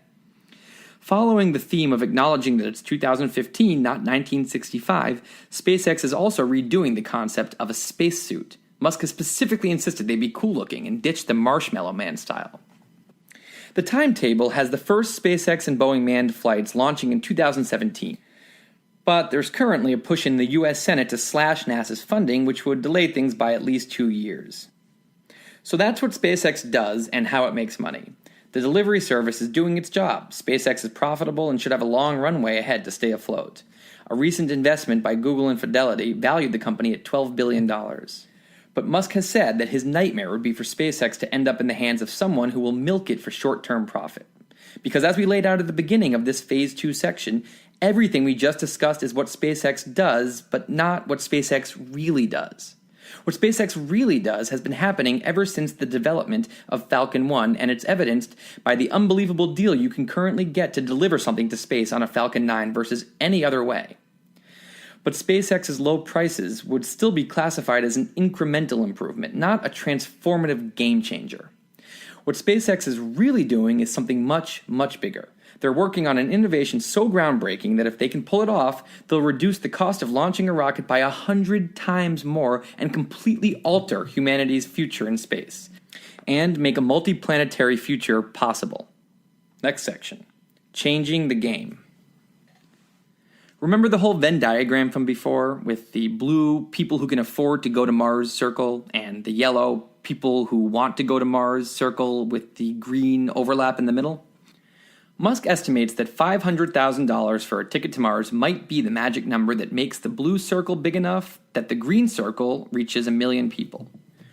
The way he describes it, with a $500,000 ticket, it would be like buying a middle-class home in California and, quote, most people in advanced countries in their mid-40s or something like that could put together enough money to make the trip, end quote. So how close are we? In 1989, when Bush Sr. proposed an initiative to bring U.S. astronauts to Mars, NASA estimated that it would cost $450 billion to send 4 to 6 astronauts, so about $100 billion per seat. Close, just 200,000 times Musk's per-seat goal of $500,000. In 2004, Bush Jr. entertained the idea of sending Americans to Mars. NASA said it would cost $50 billion, $10 billion a seat. Still 20,000 times too high. So how the hell do you bring the price of anything down 20,000 times? Musk's plan is to attack the problem from 2 angles. 1. Bring lots of people. The Falcon rocket family is SpaceX's moneymaker, but neither Falcon nor Dragon will ever take people to Mars. For one, Dragon is the size of an SUV. Going to Mars takes 3 months at the very least, not a good plan. Secondly, if you're going to go all the way to Mars, you should make it a big carpool. That's why SpaceX has a long-term plan to build a rocket that will make the Falcon 9 look like a hot dog. The Mars Colonial Transporter.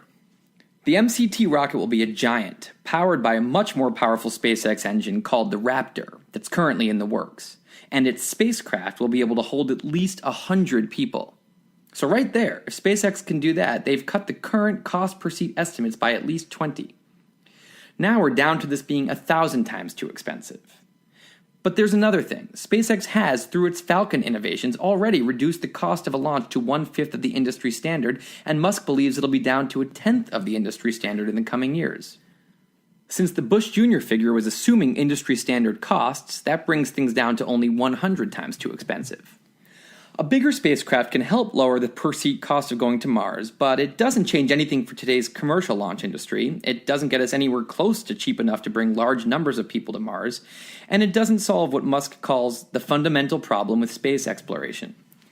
So what is this big game-changing innovation I keep hyping up but not telling you about? 2. Reusability. Imagine the current air travel industry with one key difference. An airplane works for one flight only. Each flight is on a brand new plane, and after the flight, passengers exit into the terminal and the plane is broken down into scrap metal and possibly reusable parts that are sent off to be refurbished for use in a future plane. An airplane costs about $300 million to build. So, in this new model, in addition to paying for the crew's time and fuel, airlines have to spend $300 million extra each flight to build a plane. How would that change things? First, there would be very few flights available. The schedule would be limited by the pace of plane production. Second, the price of a round-trip ticket between Chicago and San Francisco would now cost about $1.5 million per person for economy. Air Force One would still exist. Wealthy countries would have a small military air fleet. A few governments would fly in order to perform certain types of science experiments. People with $10 billion would probably fly a decent amount, but people with only $1 billion couldn't really afford it. And you? You would be born, live your life, and die without ever riding on a plane. If this were the situation, people would probably look at the non-existent air travel industry and determine that clearly there was no public will to travel by air. Politicians would argue against putting much government funding into the exorbitant activity. Most people wouldn't even fully understand how airplanes worked, and they wouldn't waste any time imagining what the world would be like if everyone could use them. It would become a non-topic. We'd travel by car and railroad and ship, and that would be that. Can you see where I'm going with this? No one in history, not the US, not the Soviets, and certainly not the stagnant fat cats at ULA, has figured out how to make rockets reusable. Rockets spend months being built, head up to space, and either burn up in the atmosphere or crash into the ocean as scrap metal.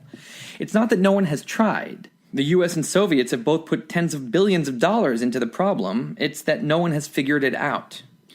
The space shuttle system was supposedly reusable, but there are three parts of a space shuttle. The spacecraft, which was genuinely reusable. The rockets, which were technically reusable, but took 9 months of refurbishment that nullified the cost benefits. And the big orange gas tank, which was totally unreusable and converted to immediate trash after the launch. So it was 1 for 3, and as a result, space shuttle missions cost a laughable $1.6 billion apiece, over $200 million per astronaut.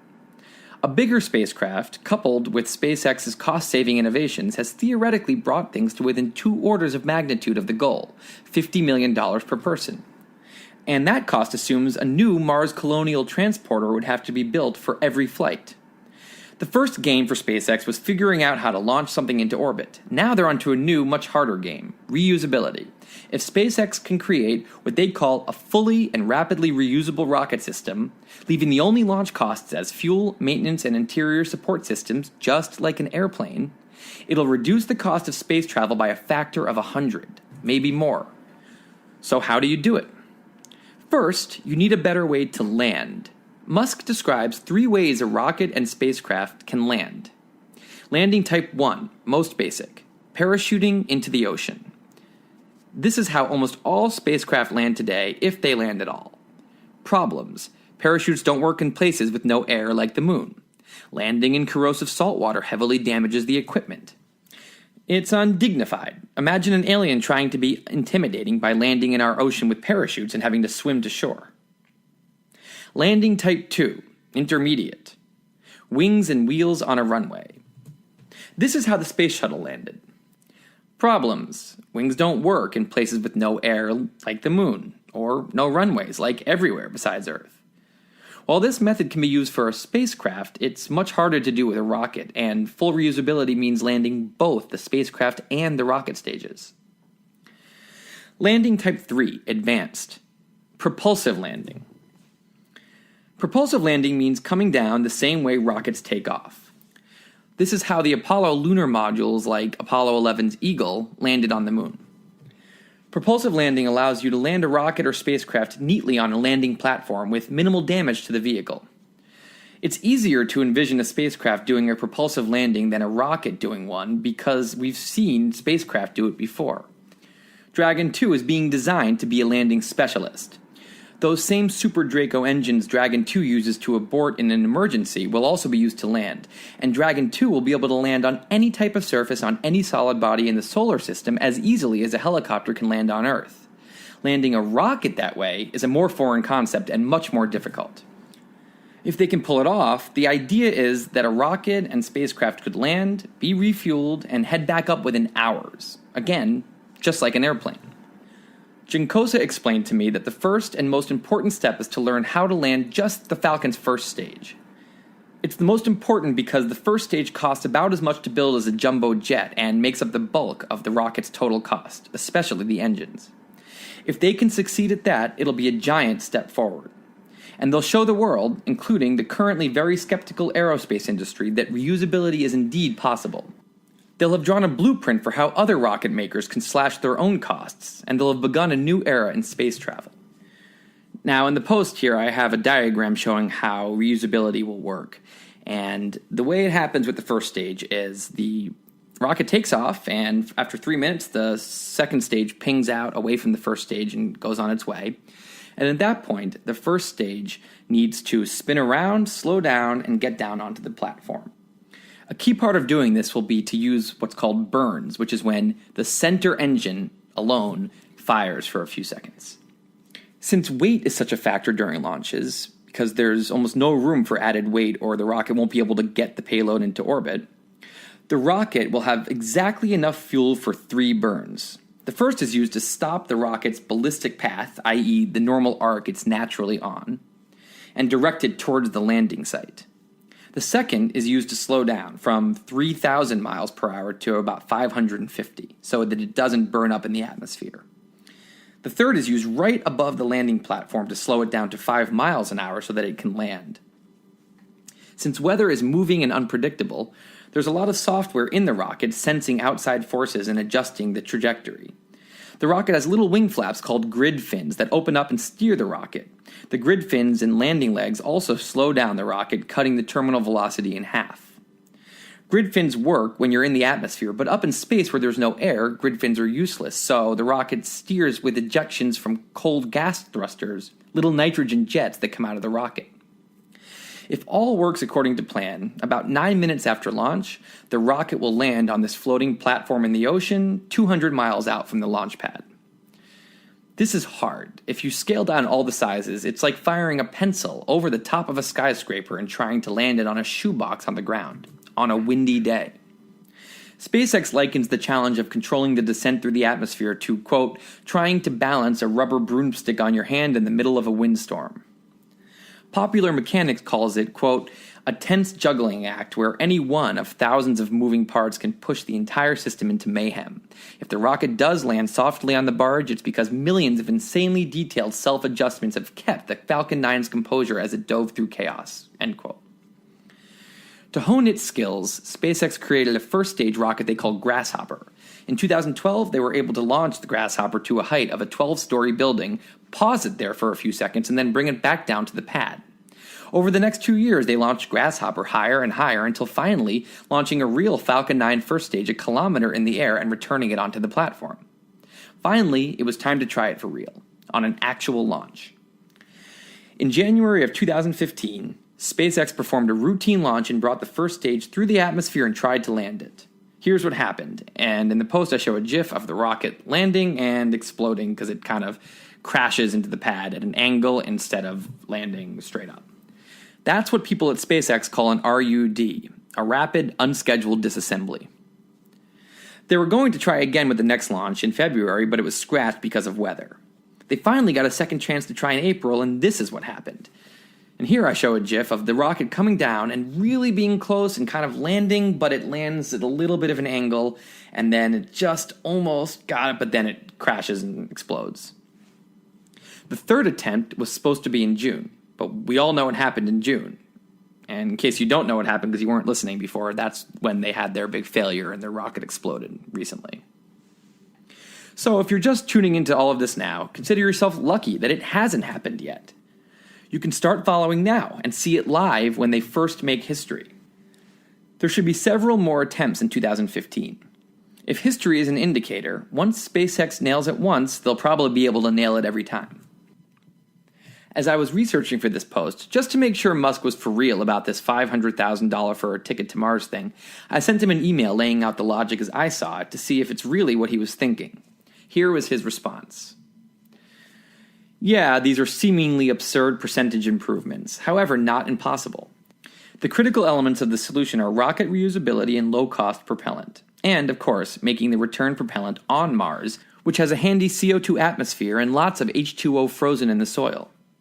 The design goal is technically 100 plus metric tons of useful cargo per flight, so maybe more than 100 people can be taken. Depends on how much support mass is needed per person and the luggage allowable.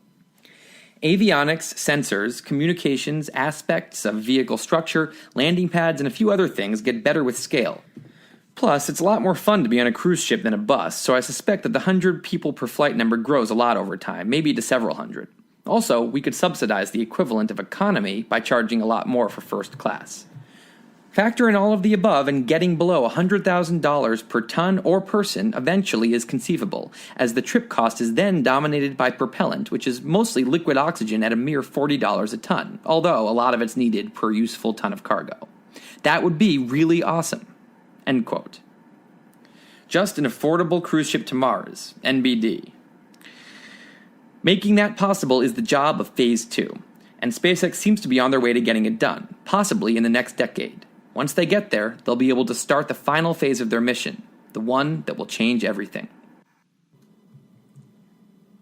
Part 3, Phase 3, Colonize Mars. Main character, the Mars Colonial Transporter. Goal, put 1 million people on Mars. Today, no one is talking about Mars, and very few people think of Mars as a relevant part of the near future.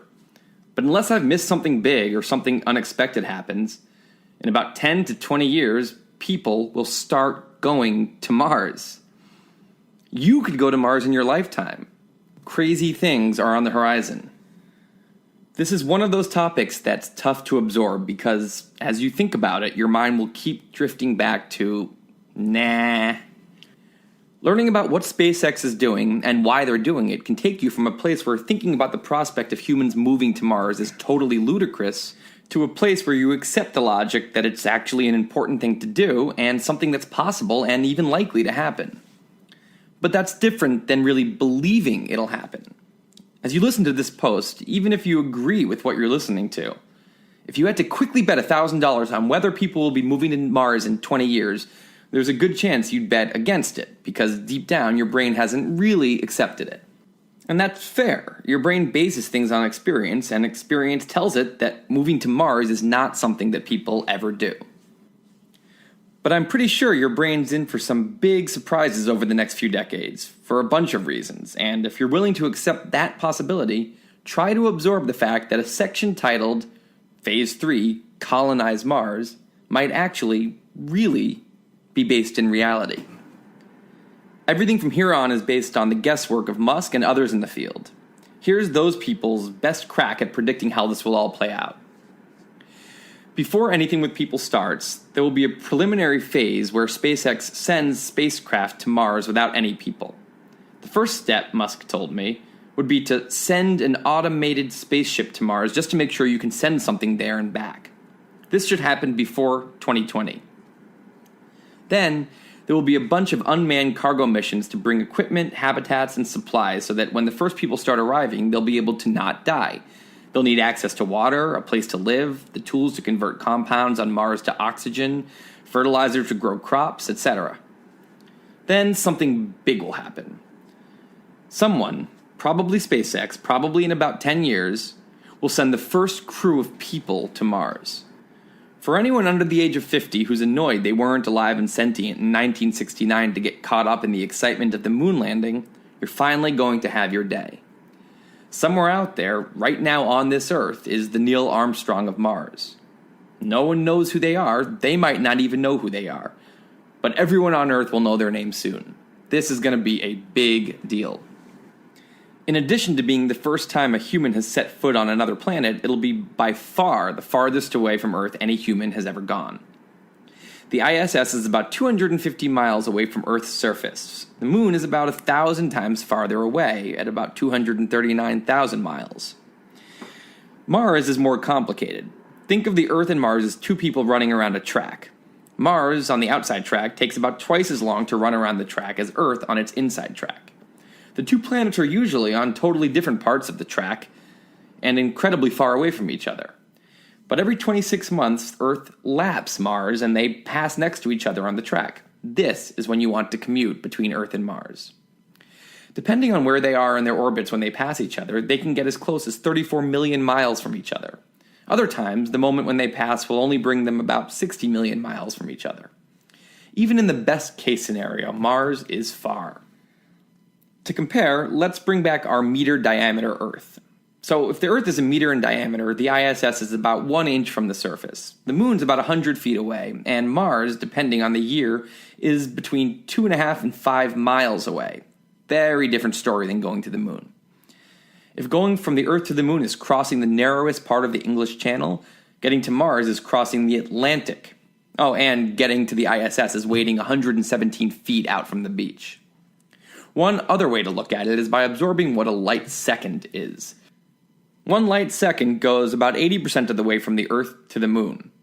And now realize that Mars, at its very closest, is a bit over 3 light minutes away. The next time Earth laps Mars and they're side by side is 2016, too soon to do anything. But when it happens again in the summer of 2018, don't be surprised if a vehicle with a SpaceX logo on it touches down on Mars. Musk has thrown out a rough prediction of 2025 or 2027 for the Neil Armstrong of Mars to take that famous first step onto the planet. But like Neil Armstrong's famous first step, this will be a great achievement for mankind, not a giant leap. The giant leap comes next. So with the price of a ticket plummeting downwards and the first crewed Mars mission having opened the floodgates, we'll be able to start colonizing. The big question will be, who wants to be the first to pay hundreds of thousands of dollars to go on a possibly very dangerous 3-month trip to a much colder Antarctica where you can't breathe the air or let the sun touch your face? One thing we haven't mentioned yet is the yellow circle of the Venn diagram, the one labeled people who want to go to Mars. We've worked so hard to get the price into an affordable range, but we kind of forgot to ask why Musk thinks anybody would want to go in the first place. Musk is aware of this issue and is thinking a lot about the yellow circle. In the email from him that I read, when he mentioned that it's more fun to be on a cruise ship than a bus, so I suspect that 100 people per flight grows a lot over time, maybe to several hundred, this is him thinking about the yellow circle. When he talks about the importance of making a return trip to Earth available and free to any Mars resident, that's him thinking about the yellow circle. When SpaceX puts out tantalizing pieces of art depicting life on Mars, that's them thinking about the yellow circle. Here's the simple way to look at the million people to Mars mission. The world will soon have 8 billion people. Over the span of the 21st century, let's say that 20 billion total people live. To get 1 million people to Mars within that time, you need 1 out of every 20,000 people to fall into the middle of the Venn diagram. So assuming that those who want to go to Mars will be evenly spread out along the socioeconomic spectrum, it turns into a simple formula. The fraction of people who can afford to go to Mars times the fraction of people who want to go to Mars is more than or equal to 1/20,000th. When going to Mars first becomes an option, the price won't yet be down to $500,000 per person, and almost everyone will be horrified at the prospect of actually selling everything and blasting off to another planet. So both fractions will be way too small. But that's okay, we won't need 1 million people in the green zone to get things started. The US turned into quite a thing, but in the year 1605, the green zone on the Colonizing the New World Venn diagram was tiny. The people who settled in Jamestown and Plymouth were very extreme to do so. The first groups to go to Mars will be as well. No one's exactly sure how the transportation will work, but it'll likely be something like this. The Mars Colonial Transporter will consist of 2 pieces, the giant, powerful first stage and the second stage, which will also be the spacecraft. The first stage will launch a spacecraft into Earth's orbit, then come back down, landing propulsively, refuel, undergo a bit of maintenance, and head back up with another spacecraft. This will go on for a while in the weeks leading up to the point where Earth and Mars are next to each other in orbit. Then SpaceX will send up a tanker of some kind to refuel each of the orbiting spacecraft, which also function as the second stage rockets, so they'll have spent a lot of their fuel getting themselves into orbit. By the time the planets are in place, there will be a group of Mars Colonial Transporter spacecraft, what Musk calls the Colonial Fleet, orbiting the Earth, fueled up and ready to go, and at just the right moment, the fleet will take off for Mars. 3 to 6 months later, the spacecraft will get to Mars, descend through the atmosphere, and land propulsively. The people will get out, probably to a fun welcome celebration put on by the existing residents, and unload everything over the next few weeks. About 2 years later, when the planets are again aligned, right around the time Earth is launching the next colonial fleet, the group of spacecraft that came to Mars 2 years earlier will head back to Earth, carrying anyone on Mars who's over it. 3 to 6 months later, the spacecraft will arrive back on Earth, land propulsively, and head in for maintenance, so they'll be ready to head back to Mars in 2 more years. And repeat. The earliest settlers will have a hard job, like early settlers always do. They'll have to build themselves a livable situation and eventually get working on the first Martian city. For this reason, Musk guesses that early on, for every spacecraft that goes to Mars carrying people, 10 will need to go carrying cargo and supplies. Some initial things they'll need. 1. Energy. Nuclear is a possibility, but Musk thinks it'll be mostly solar. Early on, panels will need to be brought from Earth, and Musk has the idea to make them flexible and inflatable so they can be rolled up like one of those upsetting party blowers. 2. Oxygen. There will need to be an oxygen-producing plant. Plentiful raw materials include atmospheric CO2 and ground H2O, so making oxygen won't be that hard. 3. Water. Lots of ice on the poles, and supposedly ice at other latitudes too, as well as ice underground, so I'm sure it'll be a pain in the ass, but they'll be able to create a pipe system that brings plenty of liquid water into the settlement. 4. Food.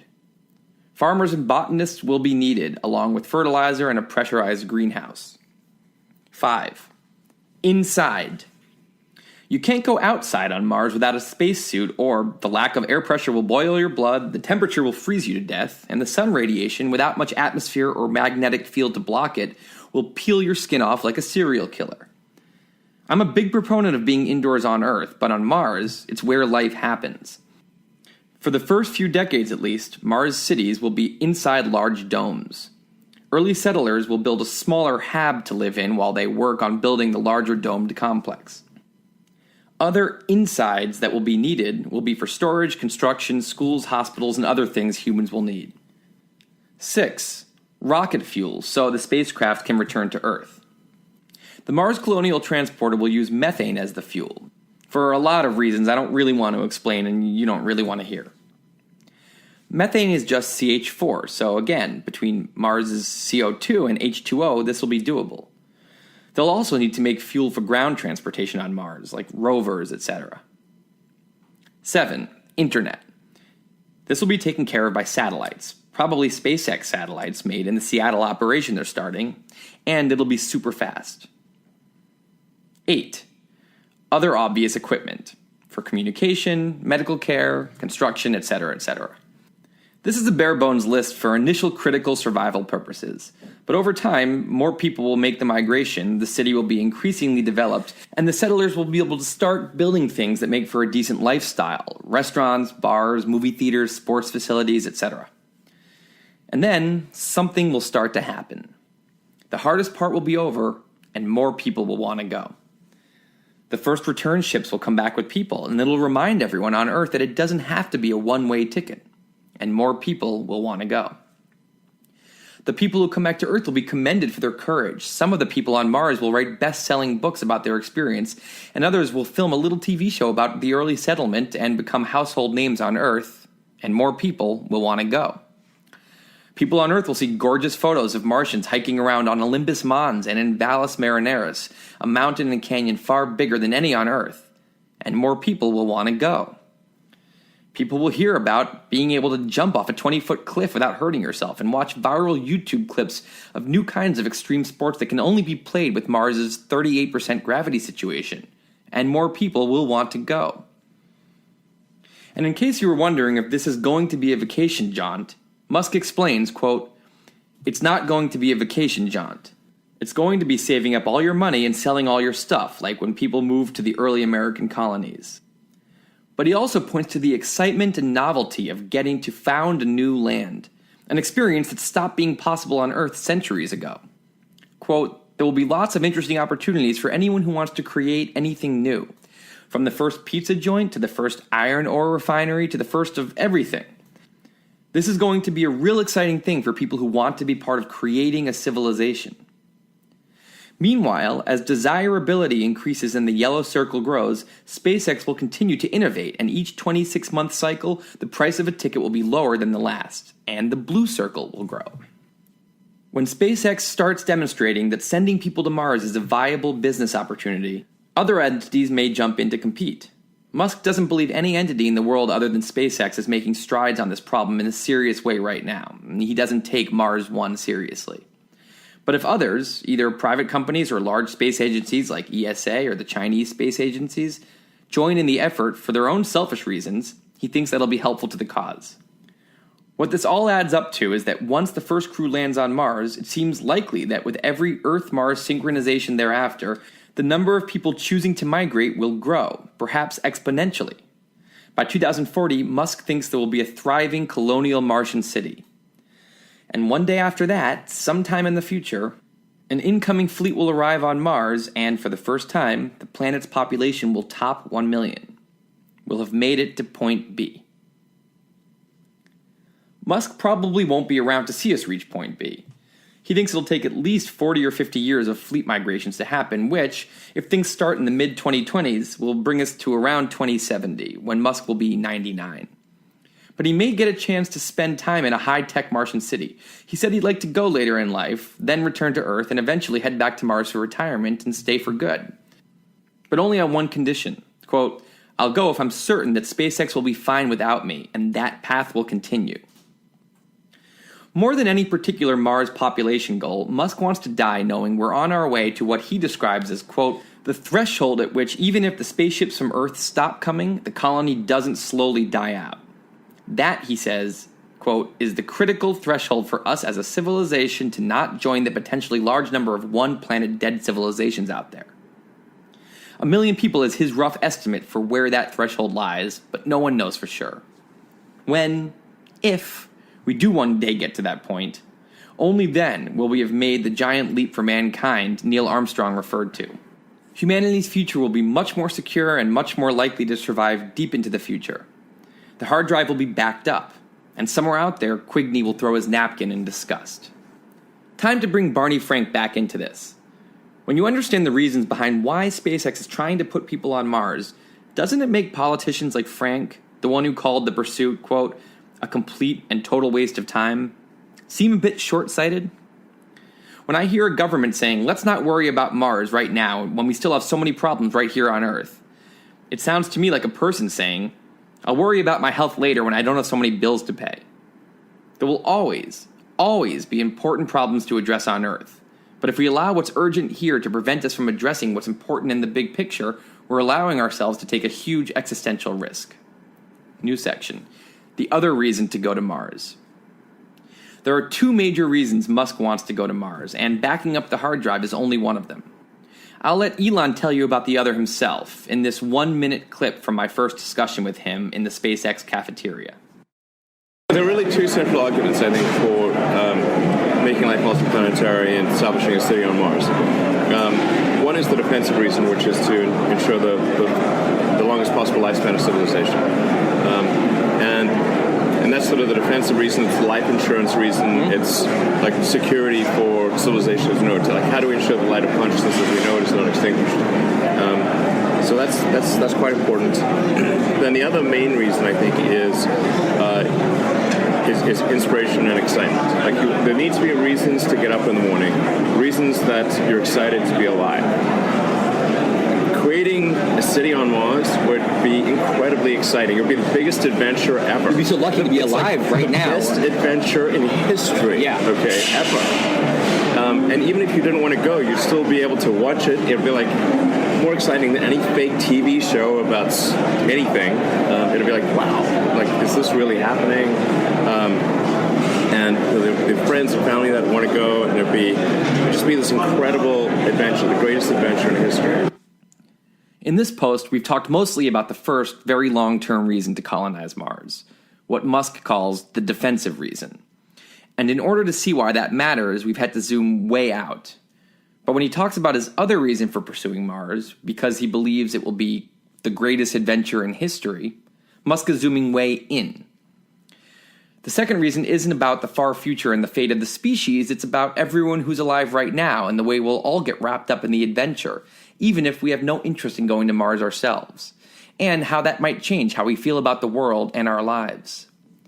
To hammer in the point, Musk references the Apollo missions. Quote, "Life has to be more than about solving problems. There have to be things that inspire you, that make you proud to be a member of humanity.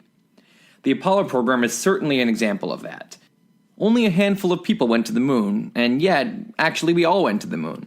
We went with them vicariously. We shared in that adventure. I don't think anyone would say that was a bad idea, that wasn't great. We need more of those things. At least we need some of those things." End quote. Space used to inspire everyone. That's why so many children in 1970 wanted to be an astronaut.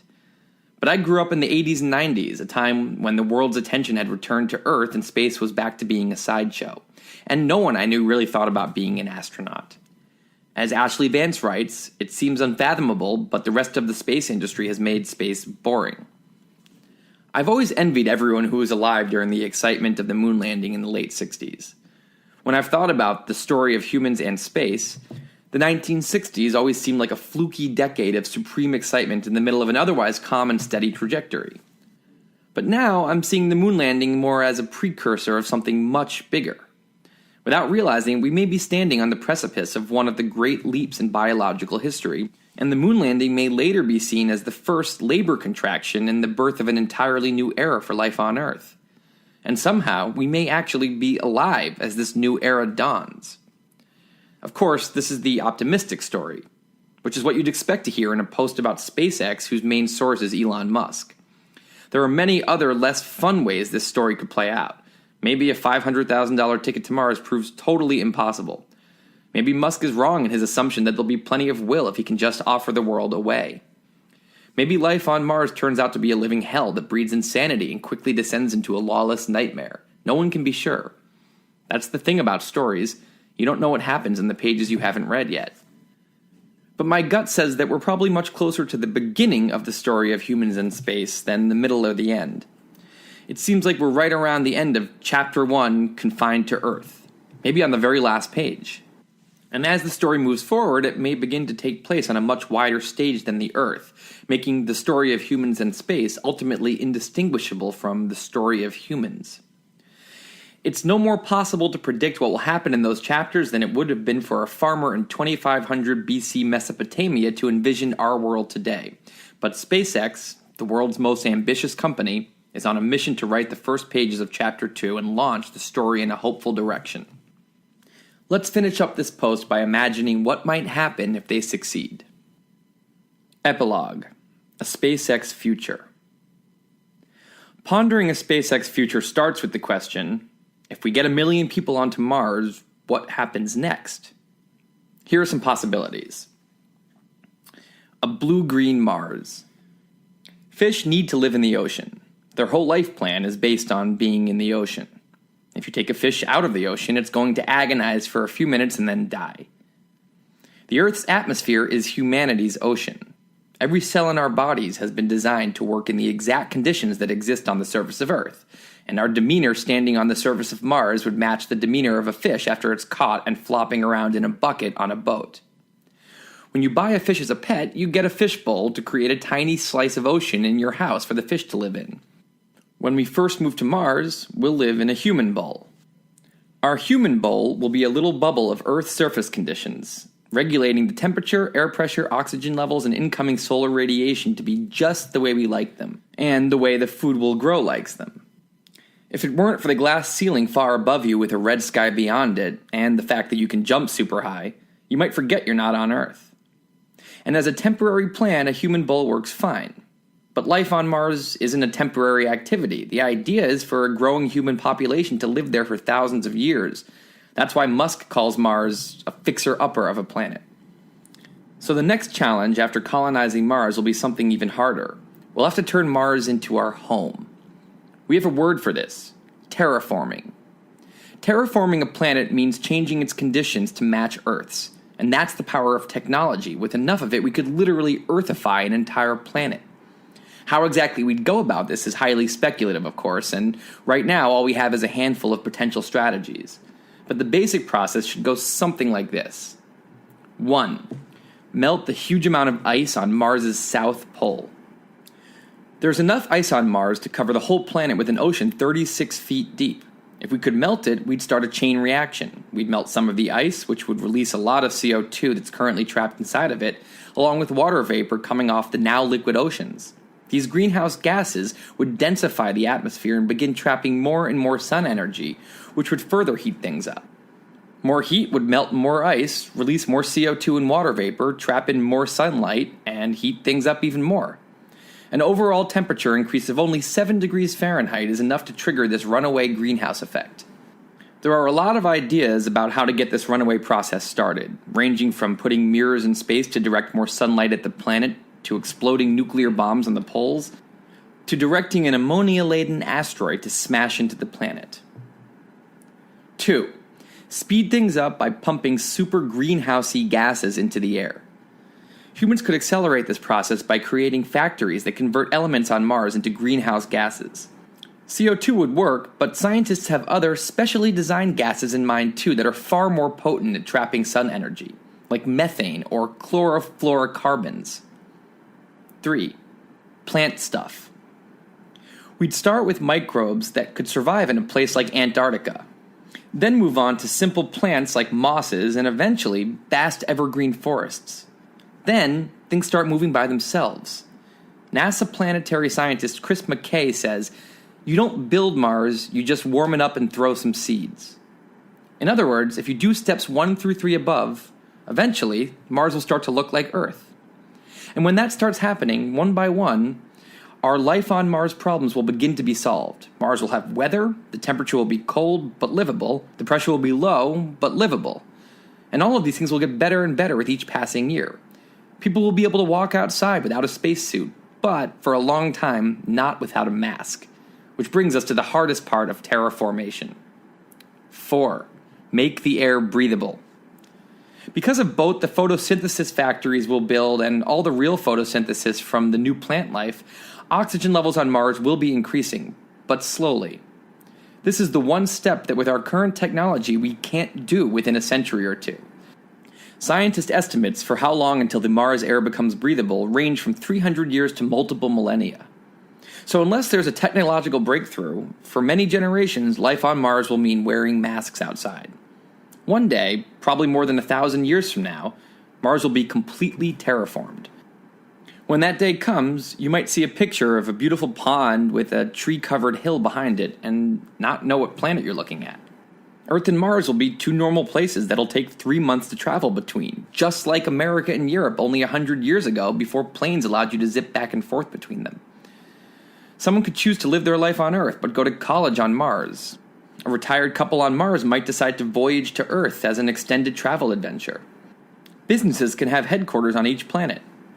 Earth people and Mars people will be in close touch, emailing and texting and watching each other's movies and TV shows. No phone calls or Skype combos, though, because data transfer is limited by the speed of light. A message sent from one planet takes between 3 and 22 minutes to get to the other, depending on the planet's locations. All of this is possible. In a paper on the subject, aerospace experts Chris McKay and Robert Zubrin conclude that a drastic modification of Mars conditions can be achieved using 21st century technology. Next section. Beyond Mars. When writer Ross Anderson asked Musk about the prospect of moving beyond Mars to other places in the solar system, Musk was optimistic. Quote, "If we can establish a Mars colony, we can almost certainly colonize the whole solar system, because we'll have created a strong economic forcing function for the improvement of space travel. We'll go to the moons of Jupiter, at least some of the outer ones for sure, and probably Titan on Saturn, and the asteroids. Once we have that forcing function, and an Earth-to-Mars economy, we'll cover the whole solar system. But," he added, "the key is that we have to make the Mars thing work. If we're going to have any chance of sending stuff to other star systems, we need to be laser-focused on becoming a multi-planet civilization. That's the next step," end quote. In that way, colonizing Mars isn't just important because we expand outward and back up the hard drive, but also because colonizing Mars turns us into a species that knows how to expand to other planets and terraform them. It builds us what is probably the most important skill a species can have if they're to survive for a long time.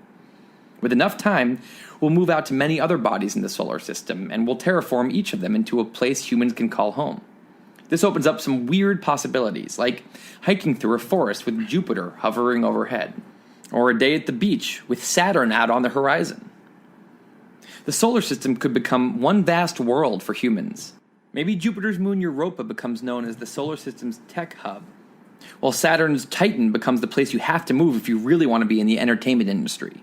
Maybe some people will spend their whole lives on one heavenly body, while others will be avid travelers and brag that they've set foot on 12. Maybe the solar system's Grand Congress will make Earth history a required class in school, and students all over will grow up yearning to one day visit what they'll refer to as the cradle of civilization, to see its huge animals, famous cities, and ancient ruins. Outward. We won't stop there. Spreading through the solar system will buy us lots of time. And lots of time will lead us to magical new technologies, and at some point we'll be capable of making the long journeys to other stars and the Earth-like planets circling them, becoming a multi-solar civilization. Like the earliest settlers to the New World in the 17th century and the earliest settlers to Mars in the 21st century, at first only the boldest will choose to make the multi-decade migration. And similar to the past, with time, moving your family to other solar systems will become commonplace. The limitation of the speed of light will mean someone might receive daily updates from an old friend circling another star, but they'll actually be catching up on what happened 10 years ago in the friend's life. And if they respond with a question, they'll have to wait 20 years for the answer. The distance will isolate populations from each other, and with enough time, humans in different solar systems will no longer be the same species. The light of consciousness that flickered on millions of years in the past on humble little Earth will spread throughout the galaxy and into other galaxies, branching into thousands of different life forms. Most beings in the lineage will be hazy on where it all started, but those who know their history will be able to tell you all about the Great Leap, that pinnacle moment in antiquity when their primitive ancestors emerged from the womb and became conquerors.